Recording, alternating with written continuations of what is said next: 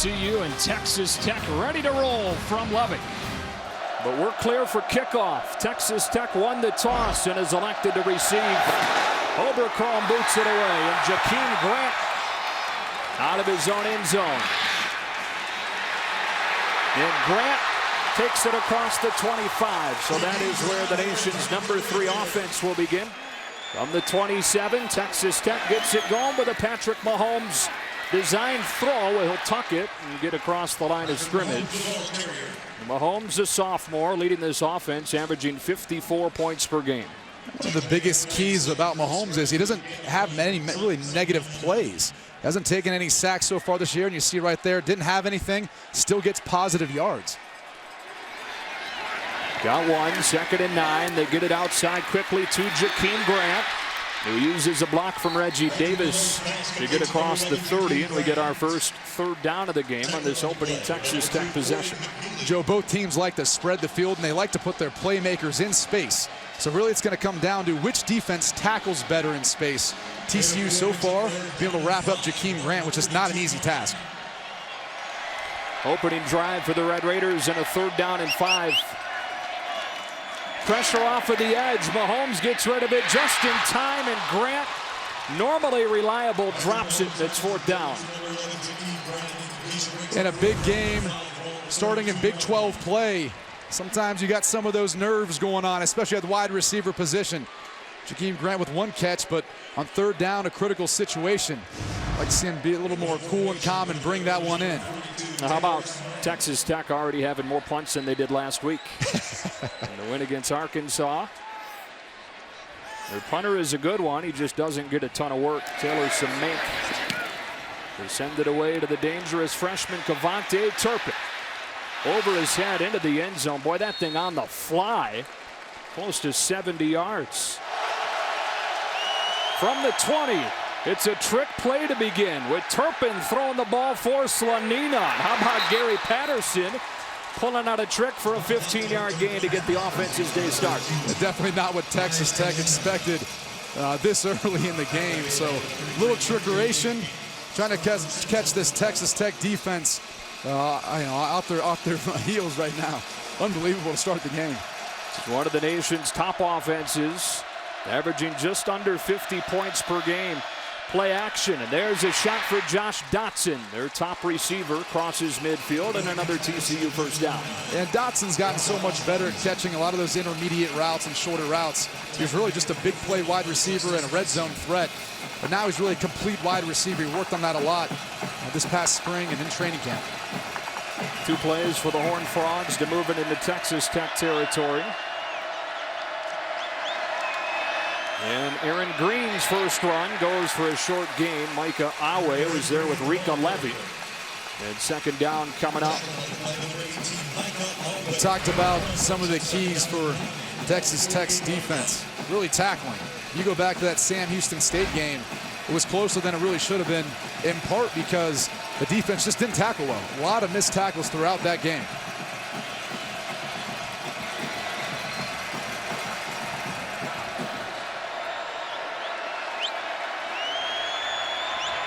Turpin motions out of the backfield, and they swing it out to him. And Kavontae Turpin navigates his way for close to a 1st down. With J.J. Gaines over to make the tackle. And it looks like they have spotted him with enough. It is a TCU 1st down. Boy, is Turpin special. You know, they try to get him the ball in space, and then he makes the rest happen. Saw a little bit of his elusiveness right there, but last week, got a quick slant, took it to the house, and he's got a ton of speed. It's an embarrassment of riches for Trevon Boykin to work with. For an offense that last year averaged just under 50 points per game as well. 1st down from the 39. Boykin wanted to swing it out to White. Instead will slide, and that's one of the things Gary Patterson emphasized this week. He thought that Boykin had been taking too many hits lately. Yeah, I mean, and one thing about Boykin that's interesting, though, is as many hits as he takes, he's also good at being able to get down and avoid some of those other hits. On 2nd and 9, looking over the middle and pulled in. 1st down and goal with Desmond White making the catch, working against Deshaun Johnson. Well, Sonny Cumbie talked about some of the things Trevon Boykin worked on this past spring. And that was some of those seam throws, and right there he finds number 10, Desmond White, up the seam. They'd like to get him more involved in the offense. Green into a crowd of red shirts. About a short gain. Demetrius Alston credit for the tackle. Second down and goal. And TCU moves into the red zone where they've had 14 touchdowns and 18 trips. It's pretty darn good. Top 5 in college football. And that's every team's goal, right? Is to score touchdowns, not field goals. And it's in part because Boykin's so effective in the running game. He's an option down there that can get into the end zone. Play action. Boykin into the end zone. Touchdown, TCU. Josh Dotson pulls it in for his 4th of the season. And what a drive to begin for the 3rd-ranked Horned Frogs. What a drive and what a way to finish with Trevon Boykin finding Josh Dotson in the back of the end zone. We talked about him being a red zone target. In this case, just runs that back end line. They call that a high back 5, meaning you got to put it up high enough where the defenders can't get it. Great ball by Boykin and good job by Josh Dotson finding the hole in the zone. And after a 3-and-out from Texas Tech, an 80-yard drive.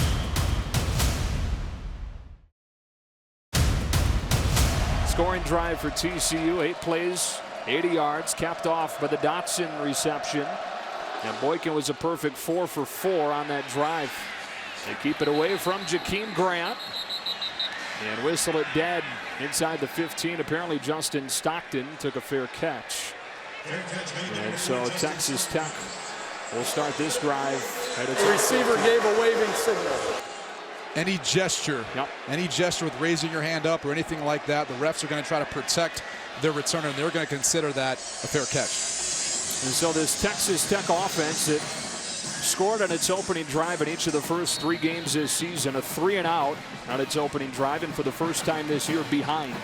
And head coach Cliff Kingsbury talked about weathering the storm early. He knew there was going to be some adversity. With as potent as TCU's offense is, they figured there at some point they're going to be down. They're going to have to fight through it. Mahomes to throw on first down and throws for Davis, who's got it for a first down across the 25. Had a career best 5 catches, couple of touchdowns last week. Yeah, big game last week, and really their biggest wide receiver size-wise. He does a nice job of using his body to keep defenders away from the football to corral in catches. From the 25, here's Devin Lauderdale, who's a bigger part of the plan this week. And he shows you why with a speed across the 30 and a cutback inside the 20. 63 yards for Lauderdale and a Texas Tech first down. Lauderdale didn't have any catches last week, but he was effective blocking for his teammates. This week they want to get him involved early. And Gary Patterson expected that as well. And sees that reception, setting Texas Tech up at the 16. And Mahomes running inside the 5 and lunging for the pylon. He'll spot him out of bounds inside the 5-yard line. And Mahomes gets up limping. Cliff Kingsbury loves the toughness of Patrick Mahomes when he runs the football. He'd like to have him not take as many shots as he extends for the pylon. But he's got an unbelievable knack for getting outside the pocket and finding ways of making plays in the passing game and running game with his feet. And in clear pain right now. Got up limping. He stays in the game with a first down and goal for the Red Raiders. Washington in, touchdown, Texas Tech.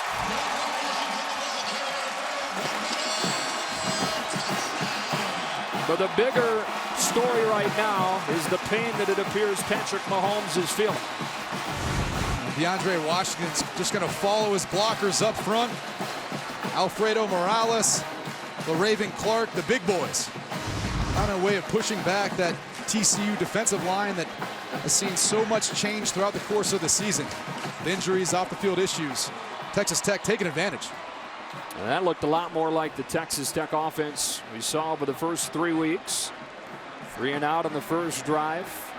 86 yards in 4 plays on the second drive. And it's Clayton Hatfield with the rain starting to fall again. Tying the game at 7.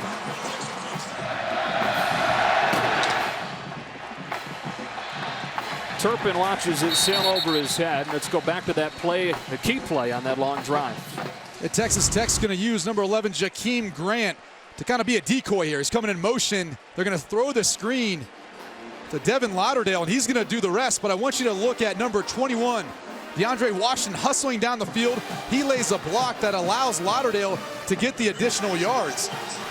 Unselfishness right there. You love to see that out of your running back, and he ends up being rewarded with the touchdown. Yeah, so a 7-7 game, and TCU, which looked really impressive on that opening drive, back at it from the 25.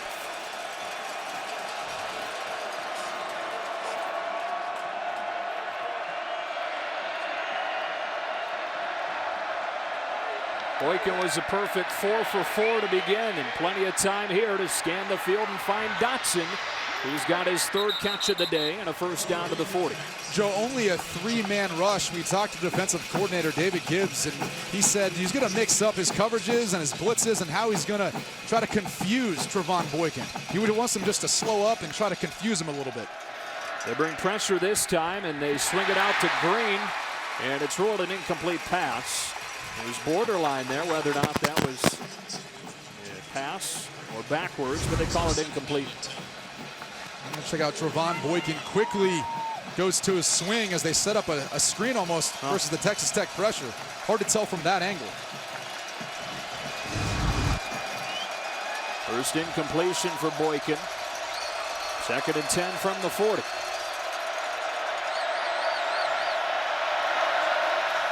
Play action, Dotson again, off to a heck of a start in this one. 4th reception, 15 yards into Texas Tech territory, another TCU first down.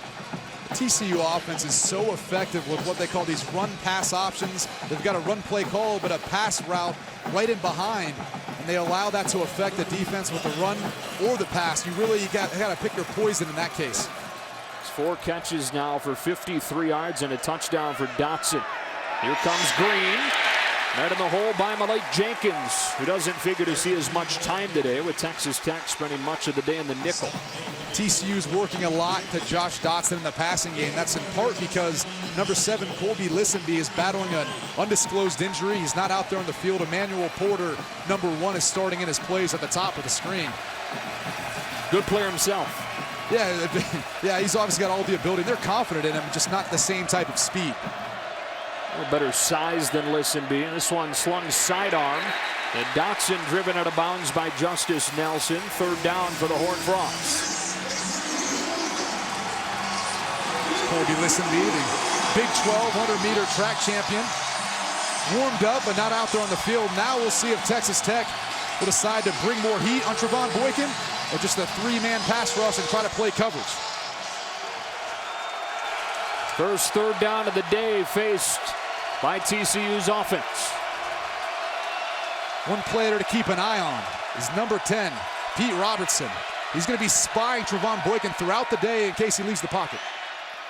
Confident throw to the sideline for Dotson.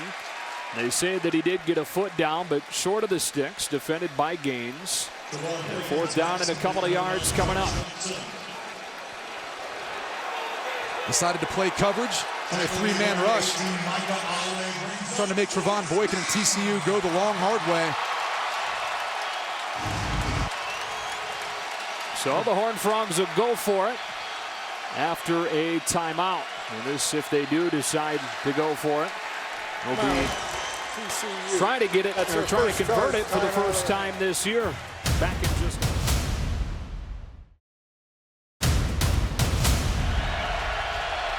And it's a quick kick for Boykin. Shanked it. Well, tough when you ask a quarterback to do that.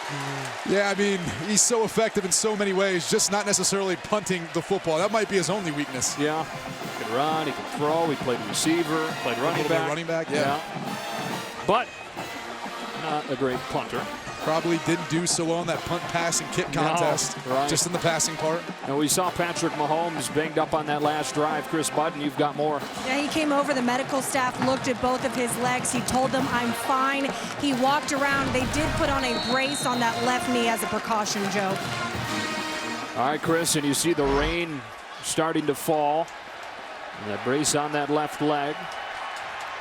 Down the field in the blink of an eye last time they had it. First down from the 20. Mahomes well protected. Off of the hands and incomplete.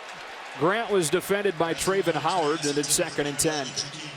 And it really takes away an element of Texas Tech's offense if Mahomes can't run quite as well as he has the first 3 weeks. Talking to Gary Patterson, he talked about having to play against Mahomes is like having to cover an extra gap in the running game. And here's a snap that sails right by him into the end zone for a safety. Washington hustled back to fall on it, and TCU jumps in front with the 2 points. Obviously a miscommunication between Mahomes and center Jared Castor, captain of this team. And wisely, DeAndre Washington gets back on the football and just takes the safety, but clearly there's no communication going on right there between the center and the quarterback. Ball security becomes even more of a story in this game with 2 high-powered offenses. Semink boots it away, and here comes Cavante Turpin. And Turpin steps out of 1 tackle and takes it across the 35-yard line. Kohlhausen was very efficient in the short amount of time he played versus SF Austin a couple weeks ago. Hands it off to Green on first down. He's got a short gain. The defensive line has done a nice job against the run so far. Yeah, and it really helps open up the linebackers for Texas Tech, in particular number 18, Micah Awe, coming through, making the tackle there. He's been battling some shoulder injuries, but was able to wrap up and get Aaron Green down.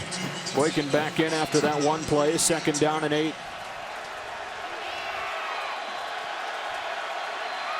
Green again, not much there. Brandon Jackson, most experienced player on this Texas Tech defense, sets up 3rd down and long. Brandon Jackson's got a lot of ability. Built like one of those NFL rush ends. Just a matter of consistency. Can he do it throughout the course of a game, the course of a season? 3rd and 7. Texas Tech in man-to-man coverage. Look out for the matchup on Dotson.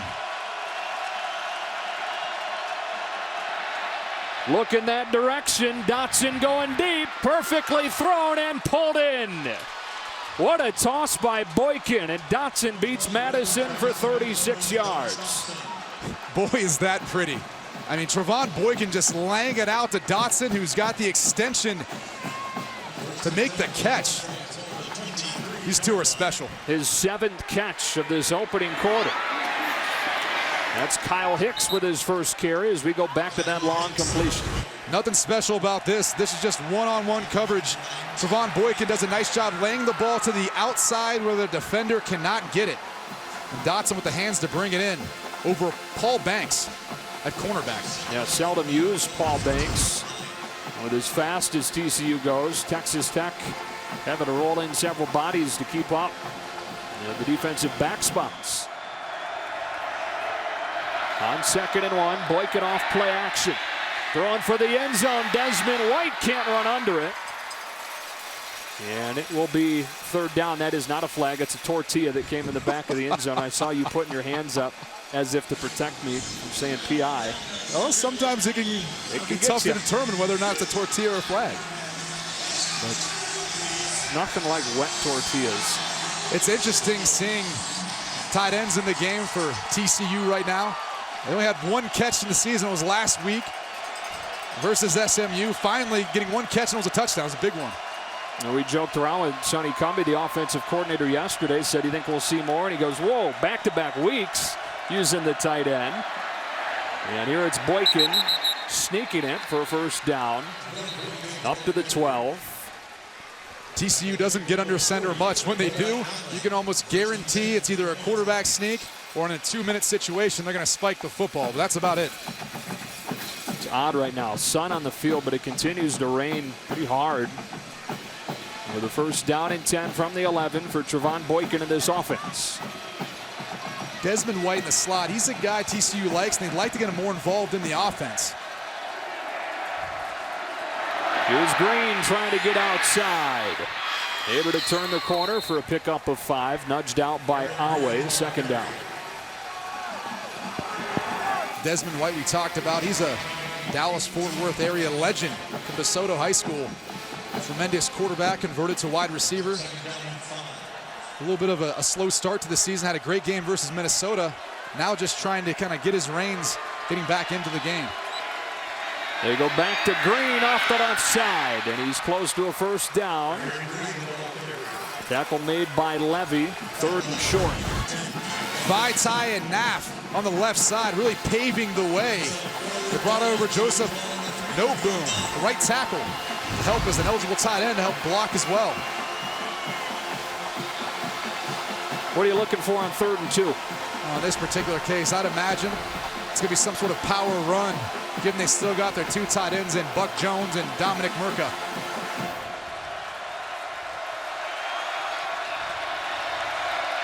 It is Murka leading the way for Green, who lunges forward and has a first down. Needed the 1 and got inside it. First down and goal as TCU converts its third down of this drive. Well, Murka and Jones do a nice job leading the way for Aaron Green, help pave holes and create a little bit of movement up front in these power situations. And talking about short yardage and goal line, they essentially are the fullbacks for TCU. They don't carry any on their team. So Murka remains in there with White or Green still getting a heavy load on this possession.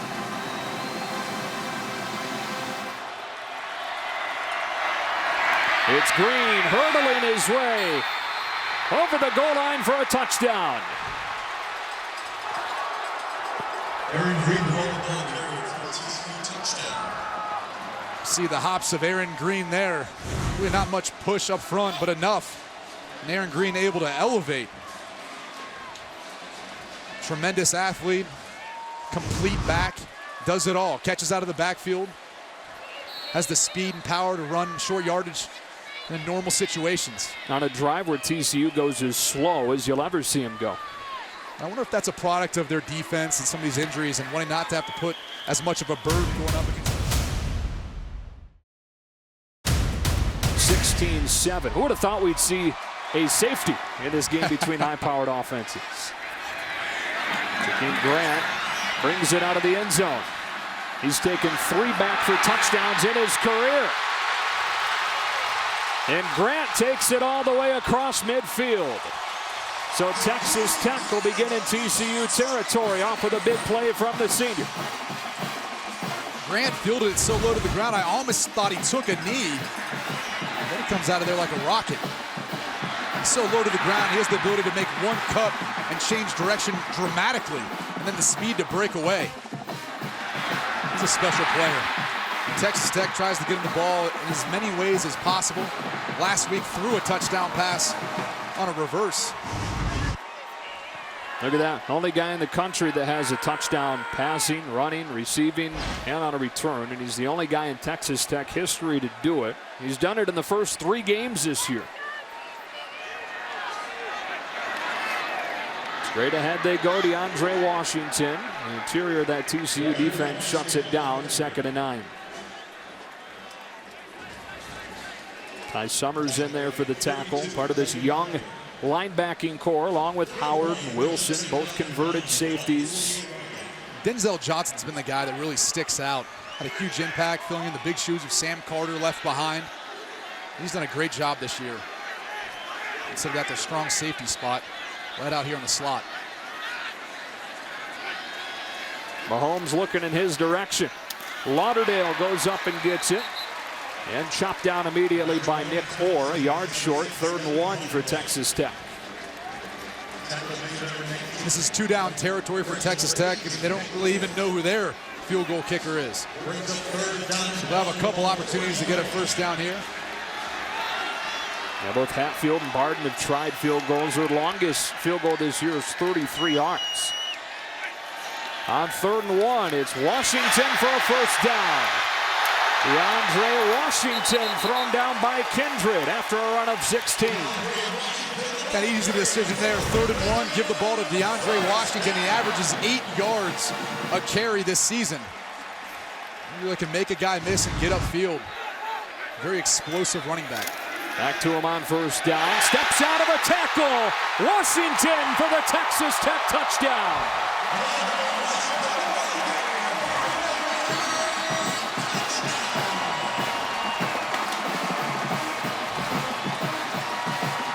They like running to this left side because of left tackle, LaRaven Clark. One of the best tackles in the Big 12. He helps pave the way. Little zone read, and you're going to see DeAndre Washington do the rest. He's a tough runner, and then he's got the speed to be able to get away. It is a misnomer that this Texas Tech team is all air. They run it about 40% of the time. They're top 10 in the country in yards per carry. He's 1,000 yards rushing last year. I mean, he's a very, very productive back, and they like to have that balance.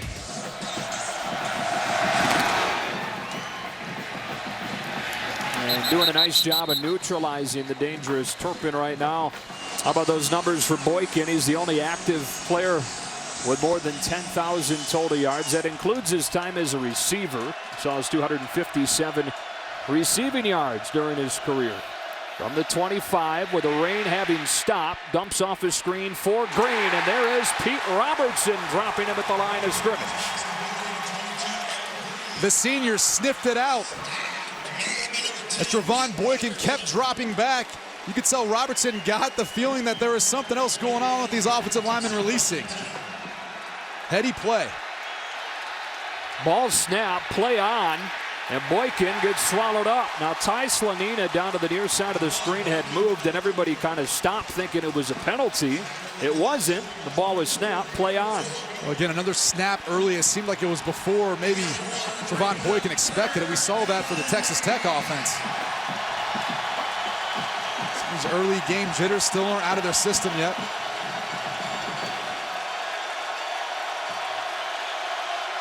Nine men up near the line of scrimmage with the two high safeties for Tech on 3rd down and 9. Against a three-man rush, Boykin drills a strike for Slanina into a tight window against J.J. Gaines. First down, TCU, and Slanina rolls his way off of the field in pain. That's a big injury for TCU. They use Slanina a lot of times in these run action passes on critical situations like 3rd down, especially in the middle of the field. He's got great hands. He's a solid route runner. Comes down hard on that left shoulder. And TCU thinking, here we go again. All the injuries they've dealt with this year. Stayed relatively healthy last year in the 12-1 season, but luck has not been on their side in this department this season. On first down from the 40, they pump the screen, throw over the middle for Stewart. And the freshman takes it inside the 30. You mentioned it, next man up. There's the guy in for Slanina, taking it for 31 yards. The freshman out of Mesquite, Texas. He's got a little burst to him too. Whether it's Jerison Stewart, Desmond White, Cavante Turpin, all these guys, once they get the ball in their hands, they're dangerous in the open field. Speed option into the short side. That one bounced into the hands of Nixon, who takes it close to the sticks. They give him 8, 2nd down and 2. Sean Nixon, number 3, is an interesting story. He was originally committed to Texas A&M. He was a late decommit where he ended up coming to TCU, and they've really utilized him in a bunch of different ways this season. In the backfield as a running back at times, in the slot as a slot wide receiver. Very versatile guy, great hands, good route runner, some explosion.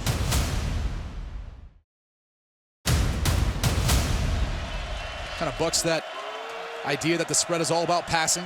I think both teams have. Tech ran for a score as well. Sean Nixon hit in the backfield and dropped short. So it'll be a 3rd down and a couple of yards here as Johnson and Jackson combine for the tackle. This is what I like to call the danger zone for the Texas Tech defense. They really need to come up with stops here in the red zone and force TCU to kick field goals and not score touchdowns. Now, very seldom do you ever see TCU huddle. Actually huddling right now. This isn't really the rapid pace that we've seen in the past weeks. I'll be curious to see why exactly TCU has slowed things down so much. It's 3rd down and 2, and they bring a tight end into the backfield to block. He motions out. Snap is over the head of Boykin, who gets rid of it, and it's 4th down. Pressure from Dakota Allen made sure that Boykin couldn't create magic. A couple of bad snaps we've seen. Yeah, well, this is a heck of a play by Trevon Boykin just to be able to get the football in his hands and get it out. Not have to take a sack and then not be in an easier or more makeable field goal range. Heady play by Boykin. In a game, Brady, where clearly there's two really good offenses and defenses that have struggled. Here's a category where TCU's got a distinct advantage. Jaden Obercrom is the nation's active leader with 61 made field goals in his career. This one from 36. And it's blocked. It was Pete Robertson that blocked it.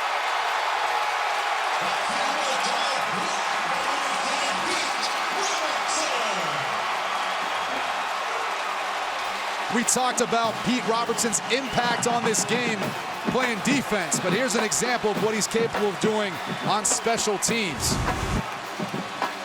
Robertson able to get skinny and just get his hand up just enough to block the kick from Obercrom. That was pretty a low kick, and it wasn't that long of a field goal. 36 yards, you should be able to get a little more trajectory in the football to get it over the defensive line. Right after we say this is the one spot where TCU's got a distinct advantage. Yeah, that's usually how it works. Mahomes back out there with the Texas Tech offense from the 37. Over the middle for Jakeem Grant. They've been all over him so far. That is Denzel Johnson, who you've praised over the first quarter of this game. Yeah, he's done a nice job of filling those big shoes of Sam Carter in that strong safety position. That's a very important position for Gary Patterson's defense. They have to be able to play the run extremely effective, but also the pass as well, and he's got both of those capabilities. Justin Stockton comes in for Texas Tech. Mahomes double clutching and throwing low at the feet of Ian Sadler. And 3rd down and 7. Both of the scoring drives for the Red Raiders today have been lightning quick. They had a 3-and-out on their first drive. And these two sandwiched in between this one. It's kind of feast or famine for Texas Tech when you were preparing for this game, watching them. They're usually putting together scoring drives or finding a way of punting.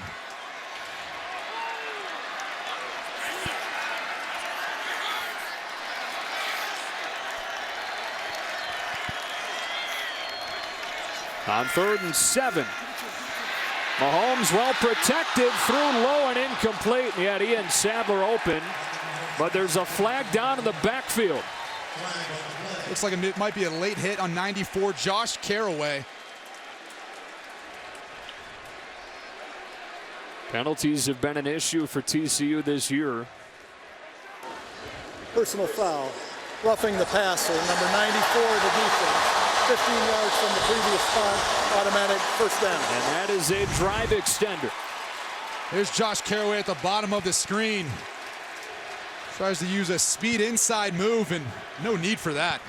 A late shoulder to a quarterback well after the ball was out of his hand. Did you get pretty good at buying those? I don't know if you buy those. I mean, there wasn't much acting to that. Caraway is 250 pounds. All day to throw.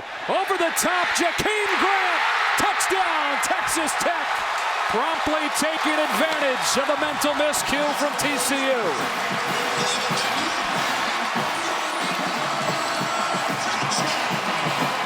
Well, we were just praising number 30, Denzel Johnson, his ability to fill in for Sam Carter. There's Jakeem Grant. And they really try to match him up in the slot on who they feel is the weakest coverage defender. Mahomes laying it out for Jakeem Grant. It was just too fast. And they blow the whistle before Texas Tech attempts to sneak one in for 2. So that will not count. Ball had not been made ready for play. Cameron Batson tries to sneak in. Well, at the swinging gate. And TCU clearly not ready, but it didn't look like the refs were either. Looked like outside of Batson, neither was Texas Tech. He had to push his lineman out of the way. Clayton Hatfield on for the extra point.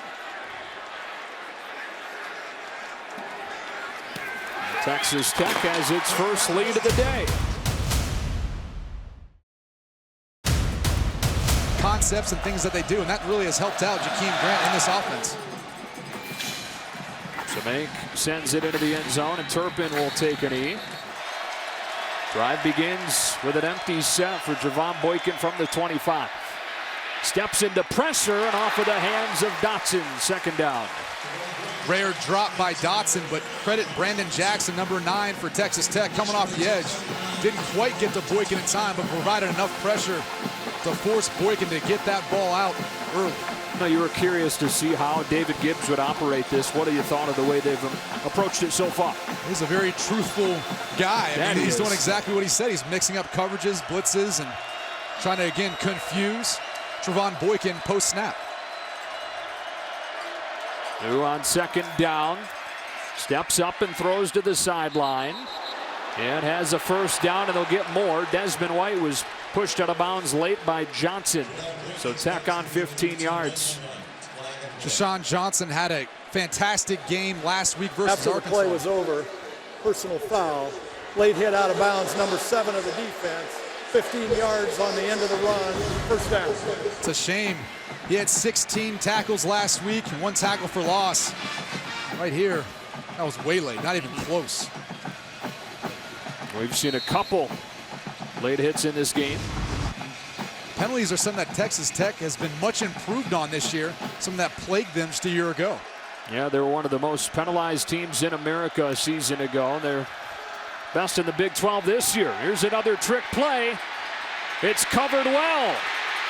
And Boykin's got to send it out of bounds. That's a nice boost for a defense when you can do that against that level of trickery. Yeah, a lot going on that play. I actually think it was too much. Sometimes when you have these double reverse passes, there's so much back and forth that you never really get the defense to move to one side. And got the ball beyond the line of scrimmage. And Brad Van Vart letting folks know why it wasn't an intentional grounding. Got it past the line of scrimmage. And so second down and 10 after the second trick play that we've seen from TCU today.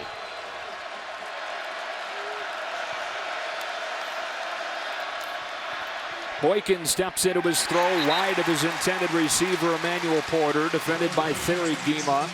And TCU looks at a third down and 10. Again, plus territory here for TCU. You got to figure they're going to work the ball to one of their playmakers. Josh Dotson, number 9, Desmond White. Dotson just subbed in for Jawan Story at the top of the screen. Texas Tech playing a lot of zone coverage. Sometimes it's hard to find them. They rush only 4. Time for Boykin, but the pocket collapses. Boykin takes off and well short of the first down. Malik Jenkins, the first one there. It's 4th down and 6, kind of in between territory here. And the decision for Gary Patterson. I don't think it's going to be another quick kick after that experiment the first time. Won't be surprised if they ended up punting it here, trying to pin back Texas Tech. And it looks like they will. A rare punt in this matchup. Getting credit, Pete Robertson did a nice job getting pressure. Wasn't able to bring down Boykin, but enough to make him flush outside the pocket and unable to pick up the first down. Number 10 having a great game. Ethan Perry, 4-year starter at punter. Trying to pin him deep. And that one goes into the end zone. Well, it was well done, but Jawan Story unable to keep it from breaking. Number 92, Bryson Henderson's in for an undisclosed injury. Number 90, Terrell Lathan. Mahomes with play action on first down. Coverage downfield is good, so he's got to throw the ball into the feet of Sadler, second down. Well, Mahomes doesn't seem to be moving quite as well or as fluid as he was before he went down earlier in the game. I think that knee might be bothering him a little bit. That's why he's been hanging the football off and not necessarily running outside the pocket. It's a different offense when you take away his ability to run. Yeah, and much easier for a defense, and I'm sure TCU recognizes that. Second down. Mahomes throws for Grant, who loses the football, and they say incomplete. Denzel Johnson broke it up, and you can see a noticeable limp for Mahomes. Yeah, Mahomes is just going to be struggling a bit the rest of this game because TCU is too good at trying to get move the quarterback off the spot. They've had 2 sacks a game for quite some time now. 3rd and long, not necessarily where you want to be, in particular if you can't move your feet and get outside the pocket. Only the third down they've faced today. Mahomes under pressure, throws it up for grabs and incomplete. Should have been picked off by Montrell Wilson, with Curry and Pearson applying the pressure. It almost looked like a team meeting back there for TCU. Pearson and Caraway able to get in the backfield pretty quickly, and Mahomes again not able to do much. That pocket's just suffocating out around him. And when you're playing the number 3 team in the country, turnovers are the biggest factor in determining the wins and losses. So you can't be throwing the ball up like that. There's worse things than taking a sack. You mentioned the improvement in penalties this year for Texas Tech. The other improvement has been in the turnover margin. Here's Gavante Turpin, dancing his way close to the 40. With these two offensive powerhouses, this drive starting at the 39, and they go right back to Dotson, who's unable to make the first man miss. Tackle made by Paul Banks, who's seeing more time than he has at any point this year. And defensive coordinator David Gibbs said, we got to make the easy tackles in space, because once these wide receivers for TCU get going, that's when it's hard to tackle them downfield. So you got to be able to make the tackles when you got them. Paul Banks did a nice job of getting Dotson down to the ground. There is Coach Gibbs, the 7th defensive coordinator in the last 7 years at Texas Tech. Previously at Houston, spent a lot of time in the NFL. Quite a personality. He's with Doug Meacham at actually Houston University. Yeah. He knows this offense well. And the co-offensive coordinators for TCU. Here comes pressure. They try to gash it with a run and do. It's Aaron Green inside the 25 with a TCU first down on a pickup of 32. Texas Tech has struggled against the run this year, giving up on average 257 yards a game. And it's in part because they don't hold their gaps. They allow seams in their defense, and a good offensive team is going to find those. They go back to Green, who's shut down by Micah Awe. Now, prior to that long run from Green, Texas Tech's run defense had been pretty solid. Yeah, but look, these offenses are going to get so many plays and so many touches throughout the course of the game. It's tough to be able to limit them to so many yards, but you try to do your best. So what becomes pivotal is turnovers and red zone defense. So Texas Tech is going to look to try to be stout here against the run and shut down any big plays on the outside. Remember the last time TCU moved it down to this end of the field, they forced a field goal and blocked it. 2nd down and 10 from the 24. Boykin fakes to Buck Jones and throws to the end zone over the head of Jarrison Stewart and incomplete. Part of the problem on that play was a jet sweep fake to Buck Jones, their tight end. That's not fooling anybody. That's not fooling anyone. Well, you're going to see Jarrison Stewart, number 14, running up the sideline on a wheel route. TCU trying to find the soft spot in that zone coverage for Texas Tech, unable to complete it. Seeing a bit of a trend now. TCU moving the ball in the middle part of the field, but running into some issues down inside the 25. Against a 4-man rush. Boykin well protected. Tipped in the air. Incomplete. Gift wrap for Justice Nelson, who couldn't hang on, and it's 4th down. Texas Tech is playing a cover 2 zone coverage, meaning you got 2 guys for the deep halves of the field, and everyone underneath is playing zone coverage. They're forcing TCU to try to work the ball to the middle of the field. And right now, Texas Tech's defense doing a nice job of reading the eyes of Trevon Boykin. That time should have been a pick, but Banks, as well as Gaines, in to break up the pass. Nelson needs to bring that in. Those are the kinds of plays they've been making so far this year. Top 10 in the country in takeaways. Oberkrom had his last one blocked. He nails this one from 42. They're really trying to build upon what they've had so far this season. It's been rough at times, but look, they're getting turnovers, and they're doing enough to win. They're trying to pull another upset over a top 5 team here in Lubbock. Got to go back to 91 to find the last time TCU won in Lubbock. First down carry for DeAndre Washington, who has a touchdown run today. Stopped by Traven Howard. 2nd down and 6. Justin Stockton, number 4, has come in the game, and he adds a different element in this run attack for Texas Tech. A lot of speed. He's lined up to the right of Mahomes, who fakes to Washington and sets up deep in the pocket. Feeds it to Washington, who's close to a Texas Tech first down. Tackle made by Denzel Johnson. It is enough to move the chains. It's a great 1-2 punch. They have DeAndre Washington, your all-around running back, and Justin Stockton comes in and brings in blazing speed and big playability. Stockton lines up outside, and they go to Washington straight ahead. Bounced off initial contact, pulled down by Howard along with Michael Downing. Second down. Curious to see Patrick Mahomes if he gets involved in the run game again. That knee looks like it's still bothering him, and that makes it that much easier on the TCU defense if he's not capable of getting outside the pocket or running in their zone read scheme. Yeah, his running ability is a differentiator this year for Texas Tech from previous seasons here.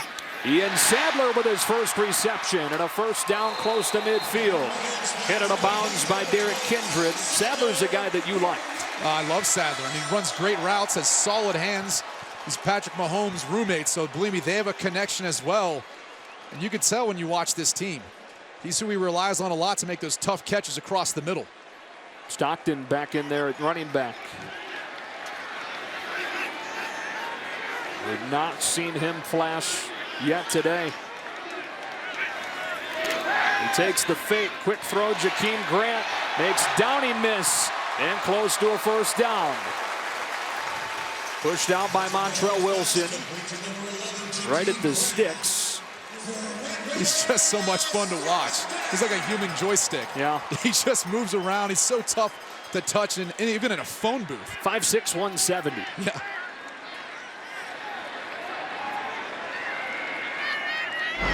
Texas Tech has it moving. Here's Stockton. Thrown down by Caraway. First time we've seen Stockton get his hands on it. Boy, is he electric. He really is. There was a play last week where he looked like he was shot out of a cannon versus Arkansas for a touchdown. Tech picking up the tempo again. Mahomes all kinds of time. And we'll throw this one away. It will be third down. TCU thought he maybe wasn't outside the pocket, but it looks like he broke contain initially. He was able to get rid of the football, but Mahomes is no not foul moving for the same. intentional grounding. Alfredo Morales lost Quarterback his is out of helmet. the pocket. Coming off, it looks like in pain. He's not the same guy right now. No, he's not. I mean, right here, Mahomes would usually find a way to slip outside the pocket. Davion Pearson with possibly a late hit, but Alfredo Morales played 33 games in his career here at Texas Tech. It's a big loss up front. That left side has been very effective so far in running the football. 4 to choose from into the wide side of the field for Mahomes. Directing traffic, throws back across the field, and Dotson is pulled down for a loss by Montrell Wilson. So it'll be fourth down for Texas Tech. There are times and there are plays that Patrick Mahomes makes that make you just go, did he just do that? Yeah. Scrambling all the way to his left, flipping around and finding Cameron Batson, the short right side of the field. He had an option pitch last week where he actually went up and blocked after he pitched the football. I think they prefer that he didn't do that anymore. They will go for it on fourth down. And we saw TCU line up in a similar field position and punt with Trevon Boykin earlier in this game. This is a legitimate attempt on fourth down. Deep ball for Davis. Incomplete. And no flags. Underthrown. Looks like he had a step on O'Mealy, but Mahomes underthrew it and a turnover on downs. Yeah, the key play there for O'Mealy was once he got back into phase, meaning once he closed the gap on Davis, he was able to get his head around just in the last second. So that right there kind of negates really any contact he makes just by turning around for that split second to try to find the football, using all parts of his body to get the PBU there. That drive had some promise, but it dies at the 38. TCU's back on the field.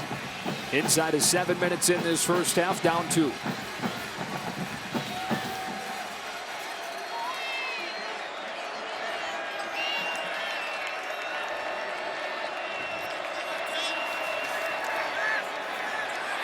Boykin in rhythm, pulled in by Emmanuel Porter. And Porter is hurt.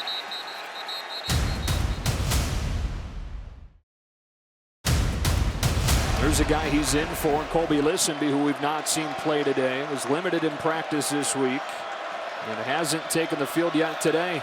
Here's a speed option. Boykin spinning off contact and going down. Malik Jenkins with a tackle for loss. Right at 2nd and 11.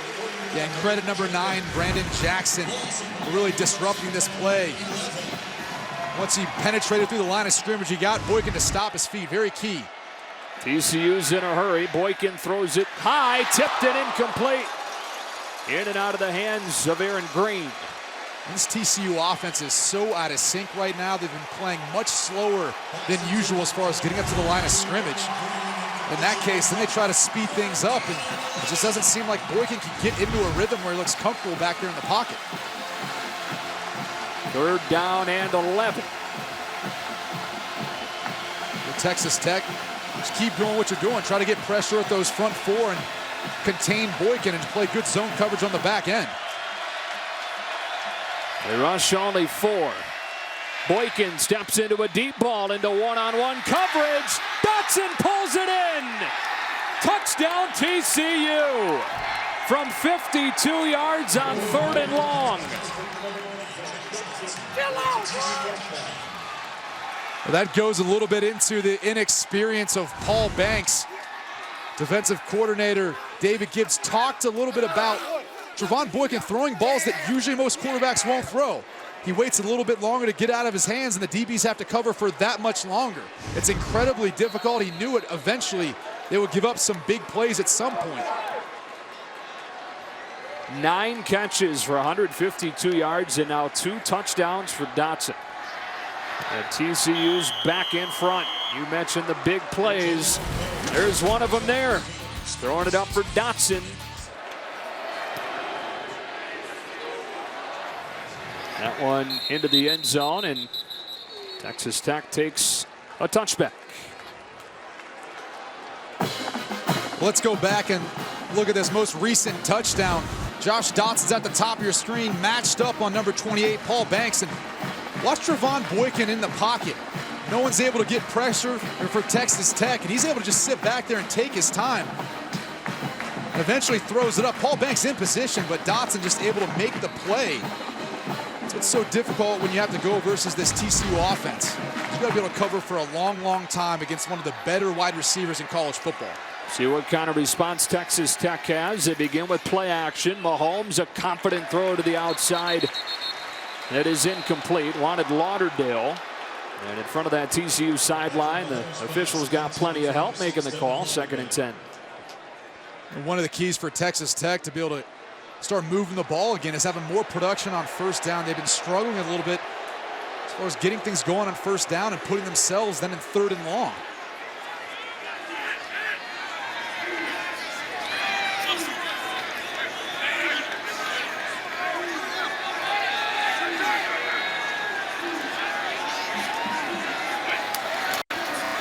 Up the middle on 2nd down, and Washington tripped up by Downing out of his safety spot after 9 yards, setting up a 3rd and 1. And if Michael Downing doesn't get Washington to the ground, he might be taking that to the house. Now quickly, Texas Tech is back on the ball with another run play up the gut. And Washington with a 1st down to the 40. Stop made by Howard. That's what makes DeAndre Washington so special. His change of direction, his ability to start and stop in an instant. Fake it to him here. They pump short. Deep ball for Davis. Overthrown again, beating O'Mealy. Now the first time he had beaten him, it was underthrown, and now too much on it. And taking a hit too at the end of the throw. Couldn't exactly finish probably the way he would have liked. Mahomes is a tough player though. No more than anything else, he wants to be out here and he wants to be competing and see if he can pull off another monumental upset here in Lubbock. 2nd down and 10.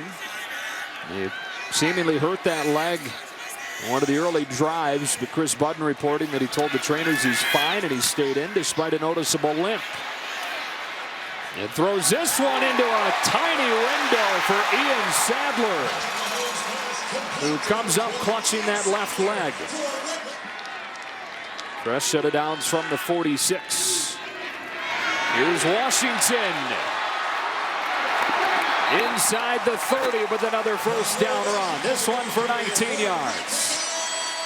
One of the biggest keys as a running back is being able to press the line of scrimmage, meaning starting downhill, and then once you get the defenders to suck up into the line of scrimmage, you can bounce it outside. And DeAndre Washington has the speed and ability to do that.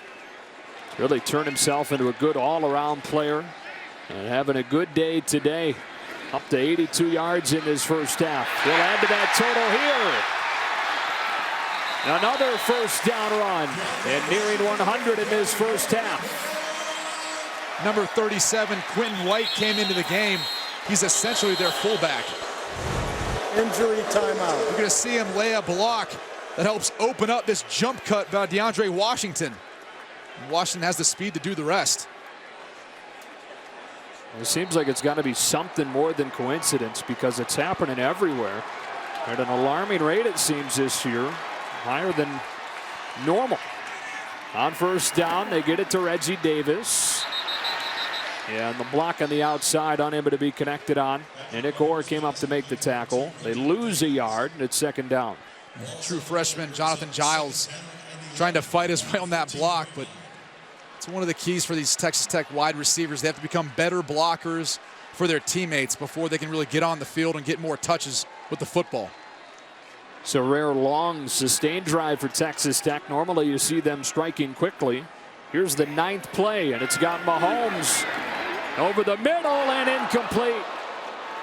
Couple of dropped interceptions today from both sides. This one, Traven Howard, and it's third down. They like to utilize their slot wide receiver matched up one-on-one with all that space. But again, Giles not able to bring the football in. Freshman struggling early. Third down and 12.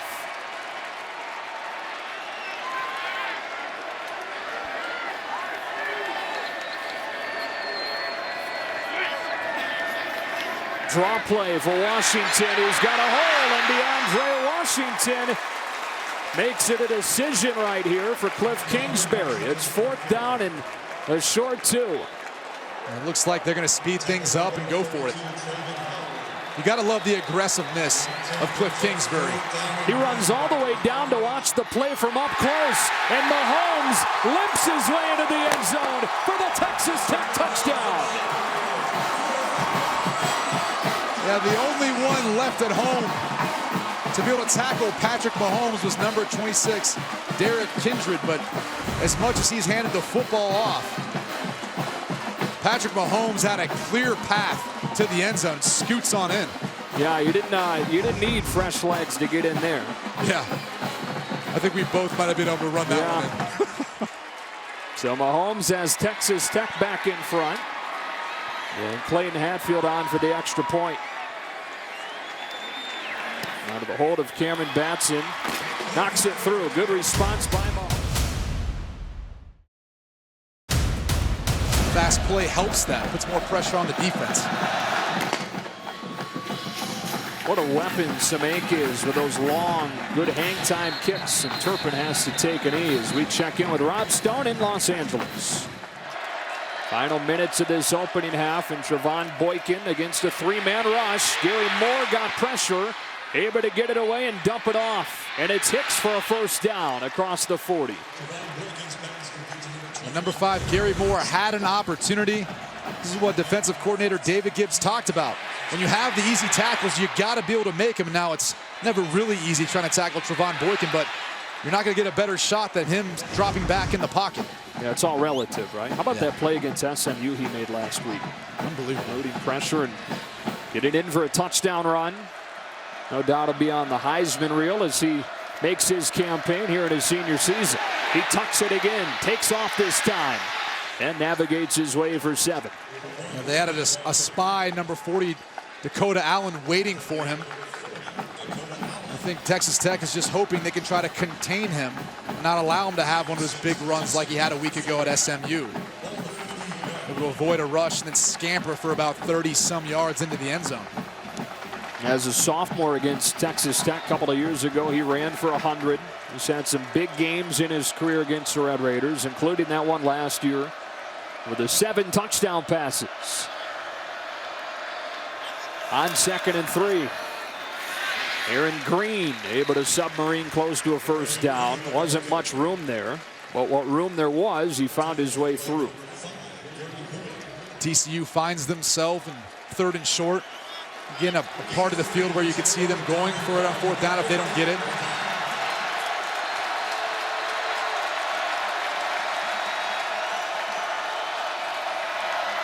Boykin has a first down. I think a lot of the crowd was fooled and started to cheer when Green got swallowed up, but it was Boykin carrying for 4 and a TCU first down. Yeah, number 15, Keenan Ward, came down from the secondary to try to contain Boykin.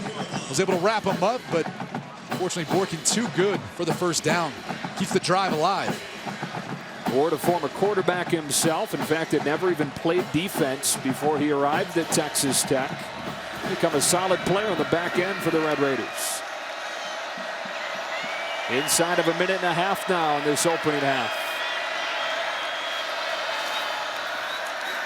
Boykin double clutches, takes off, and goes down across the 40. Tripped up by Micah Awe with a flag down in the backfield. It looks like it's going to be a holding on the TCU offensive line.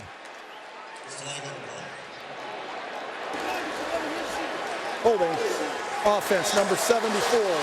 10 yards from the previous spot.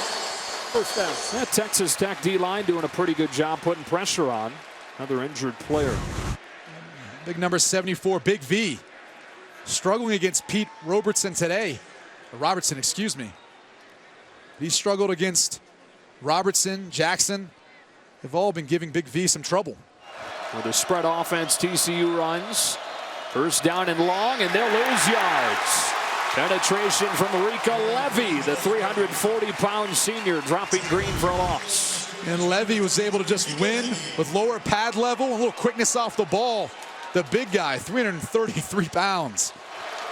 They reset the clock to 50 seconds right after we went to break. Second down and 23. Boykin feels the pressure, moves in the pocket, throws high, looking for Nixon with a coverage from Nelson. And it's 3rd down and long. There's one thing Trevon Boykin needs to work on.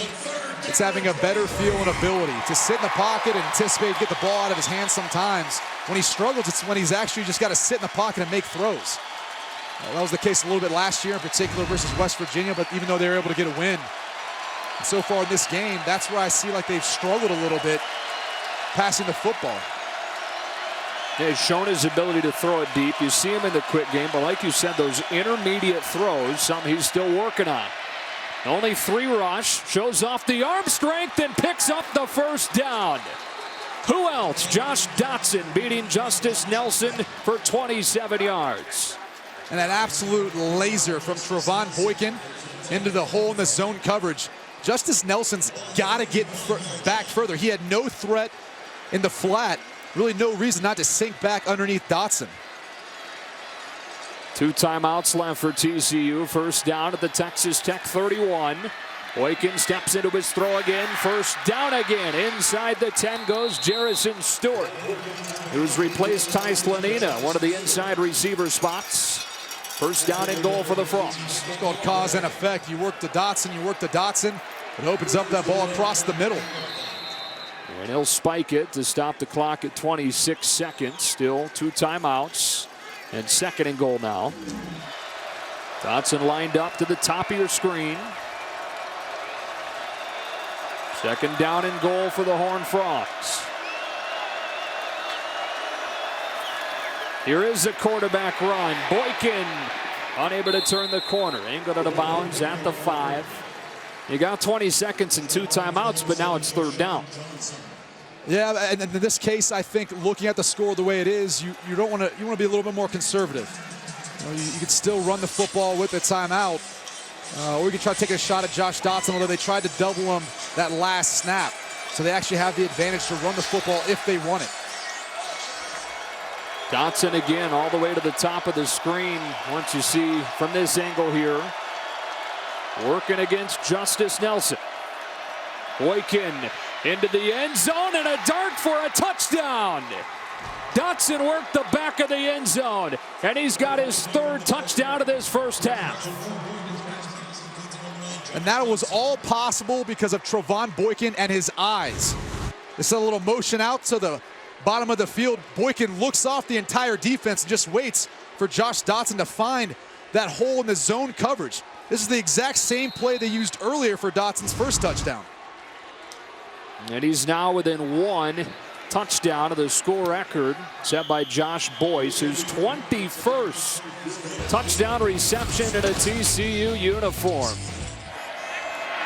They get tough down there in the red zone too. Those windows get tighter. He was able to find one. And a touchback. You know, before half, I would kneel it. I would always try to hand the football off with a running play, because then you accomplish the same thing and you at least give yourself the chance to break a run for a touchdown. And the argument the other way would be you also risk fumbling. You risk fumbling the snap as well. Yeah. At the end of the game, it's one thing. But at halftime, why not take the opportunity to just run a running play? DeAndre Washington's a home run hitter. He's got the ability. And if he doesn't, clock runs out. Today with the temperature is in the low 80s, high 70s. From the 25, they start this second half with an Aaron Green run, and he picks his way for a pickup of close to 10. Pulled down by Dakota Allen. As we look at our leaders on offense in that first half, you saw Green run for 9 there to add to this total. Quickly back in the ball, and that swing pass is incomplete, third down. Yeah, you look at the offensive leaders for TCU, and really it's been kind of like we thought. Aaron Green in the running game. Boykin's been pretty efficient in the passing game, working to Josh Dotson with Colby Listenby out. Emmanuel Porter as well, number 1. He got hurt earlier in this game. It was in replace of Listenby, so they're getting a little bit thin at wide receiver. We'll see the adjustments for the Texas Tech defense after halftime. Well, TCU in that first half, 8 of 12 on third down.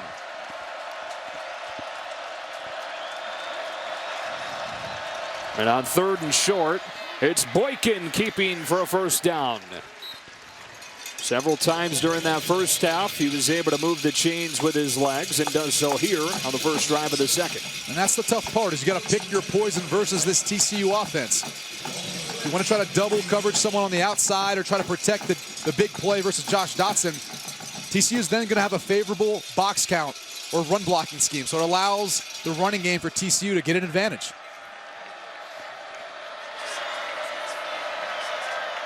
Fresh set of downs from the 39 off play action. Boykin off his back foot, still able to get rid of it, but incomplete. Looking for Jerrison Stewart. Micah Awe with the coverage, and it's 2nd and 10. Dakota Allen there getting to Boykin at the end of his throw. It just seems like this Texas Tech defense has been doing a good job of making Boykin feel a little bit uncomfortable in the pocket, not able to make those throws around the middle of the field. And that's the level of throws that he's not shown consistently he's great at. We've seen him really good on the deep ball. We've seen him good underneath. His intermediate throws continue to be a spot where he's got to improve. On 2nd and 10, it's Green. He hesitates and accelerates, making a cut for a first down. That's a heck of a run from Aaron Green. Joe, you said it, he hesitated, and what happened was Texas Tech is a fast-flowing defense to the football, but sometimes you can overrun the ball, and allowed Aaron Green to hesitate, make the cutback, and get upfield. And he actually didn't have a first down, I beg your pardon. They spotted him well short, so TCU quickly on the ball, and that was just a play ahead of him. Foreshadowing what was to occur. Was. Yep. I think. Yeah, it's a first down. We'll set the chains. Opening drive, second half. The Heisman hopeful, Trevon Boykin and the number 3 Horned Frogs trying to extend the nation's second longest winning streak to 12 games dating back to last year. And that loss down in Waco. From midfield, Boykin steps into the pocket and throws a strike for a first down. Desmond White was so good in the opener at Minnesota, but he's dealt with a turf toe problem since. This is the biggest role we've seen him play since week 1 today. Yeah, and he was a little bit beat up in that game. Minnesota was pretty physical versus TCU, so he just now started becoming fresh again. Back to him here. Makes a juke.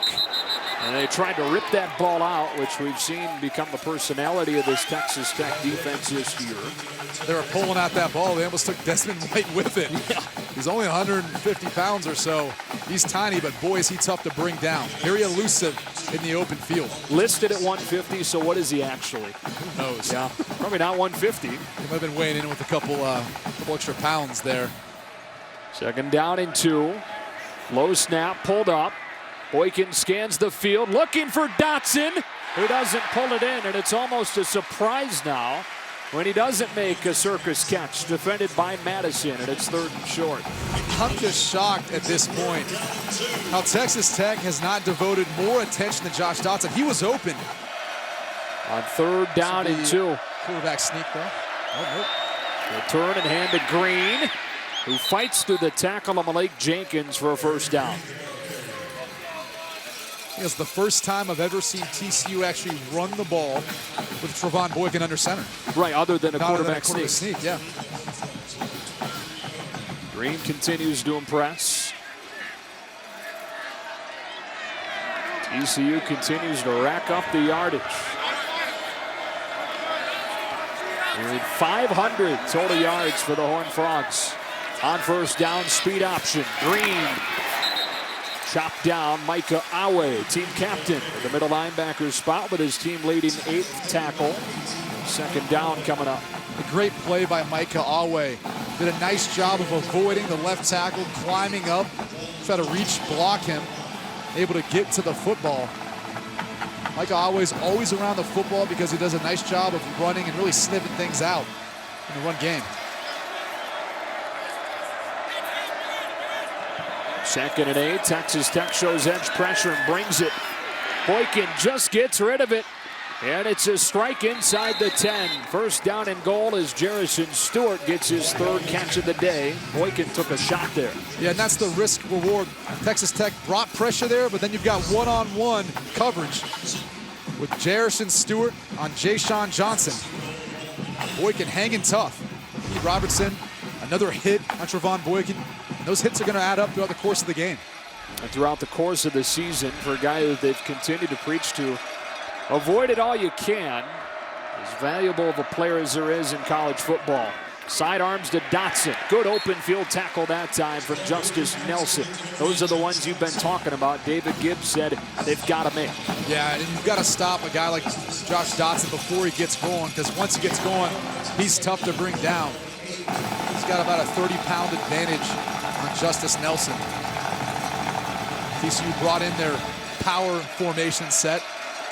This is usually where they like to pound the football and run the football. And the power formation for them involves really a tight end lining up at fullback, Dominic Merca. Play action, Dotson over the middle. Jawan Story held on for the TCU touchdown, says one judge. And then another official overrules him and says incomplete. 3rd down and goal.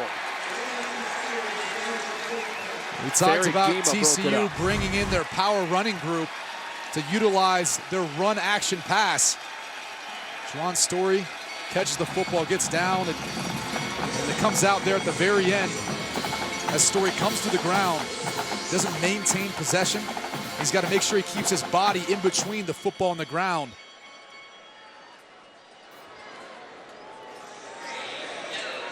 They had it, it was open. Yeah. Good design, good play call by offensive coordinator Sonny Cumbie and co-offensive coordinator Doug Meacham. You'll see the back judge here throw his hands up. I promise you he did. And then one of the other officials came in and said no. Talk about Sonny Cumbie, and we'll talk about him here in a moment. After further review, the ruling on the field is confirmed. Incomplete pass. Tech brings heat. Picked up. Thrown high. 4th down. Ja'Shawn Johnson with the coverage as it sails over the head of Jerrison Stewart. Field goal team comes out. Yeah, well, they're going to bring pressure, and you've just got man-to-man coverage on the outside. Texas Tech taking a gamble. Trevon Boykin not able to convert. Jerrison Stewart got a little tied up with Ja'Shawn Johnson, but overall good coverage and the pressure getting home quick enough to not allow the touchdown. Oberchrome today, good from 42. Had one block from 36. This from 25. Oh my goodness! One of the top kickers in the nation misses from Pat Mahomes in this offense on their opening drive of half number 2. DeAndre Washington, who had more than 100 yards in the first half. Short gain of 2. The senior from Missouri City, Texas. And again, this offense has a reputation for being one that throws it all over the place. But that ground game has made this offense much different than the old Tech offenses. Yeah, DeAndre Washington and Justin Stockton really allow for Texas Tech to have that balance and explosive plays from the running game. Here's a deep ball. Lauderdale running behind O'Mealy. And the flag comes in late. They've gone after Corey O'Mealy time after time. And finally, he's got to interfere to make sure Lauderdale doesn't score.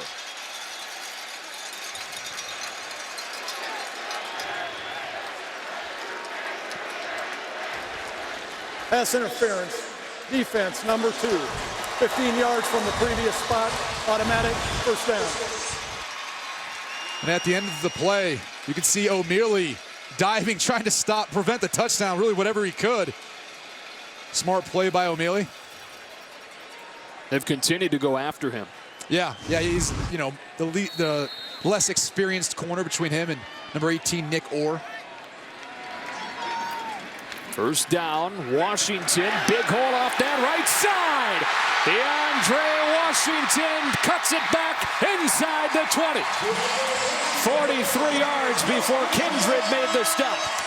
And Texas Tech now going into hyperdrive. DeAndre Washington with the big play, and this is where Texas Tech likes to pour it on and put even more pressure on the defense. Quickly back on the ball, Washington again. Somehow stays on his feet for a miraculous gain of 5. I don't know if anyone from the Texas Tech offensive line blocked anyone. It was as if DeAndre Washington found a way to slither through there. But even those sorts of plays tire out their own offensive line. It's almost like they said, it's been too easy for you so far. See what you can do when nobody's blocked. Yeah, that's why Justin Stockton's in the backfield now. Give Washington a break. He's normally the big play threat. They give it to him. And Denzel Johnson, it's early this year, but number 30 in white putting together an early case for an all-conference type season. Yeah, and again, he's that key component in the TCU defense for Gary Patterson. He's a guy who is put into space a lot of times, has to be able to be good in coverage, but also in the run game, and he's got a lot of responsibilities on his plate, having to cover a lot of slot wide receivers. Texas Tech has not converted a third down that's been longer than 3rd and 1 today. 3rd and 4 here.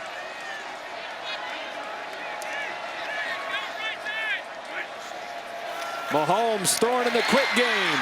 It's a first down. It's Giles, the seldom used wide out.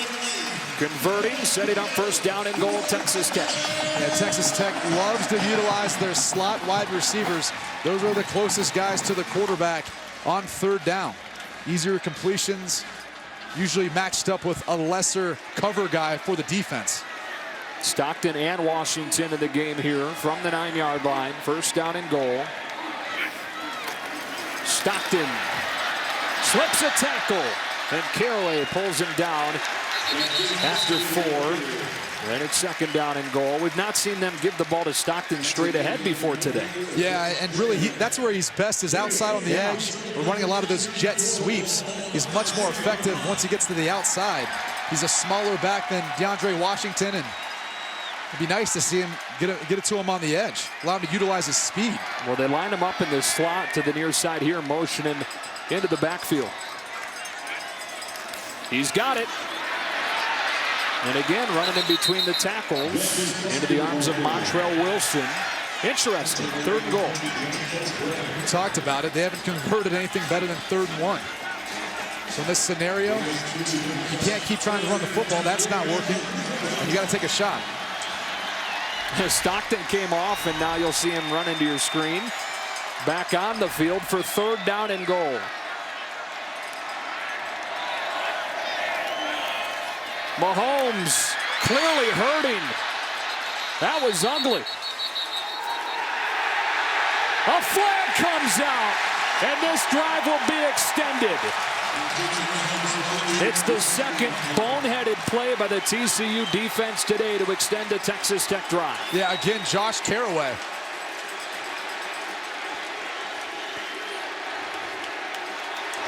After the play was over, personal foul, unnecessary roughness, number 94 of the defense, half the distance to the goal, automatic first down. Just not a smart play. You just had a big third down stop, and all of a sudden, you're going to allow Texas Tech the opportunity to get back in this game and get the lead. Remember the last time this happened, it was a roughing the passer penalty, and on the next play, Texas Tech hit him over the top for a touchdown. Yeah. And I suspect they'll find a way of running this into the end zone. You know, Jakeem Grant wasn't on the field in that last third down, and you got to wonder with a guy who's that special, how you don't have him on the field in a critical situation like that. And he is not out there here on first and goal. Washington is. He makes the cut of the hole, downhill, in. Touchdown, Texas Tech. Red Raiders back in front.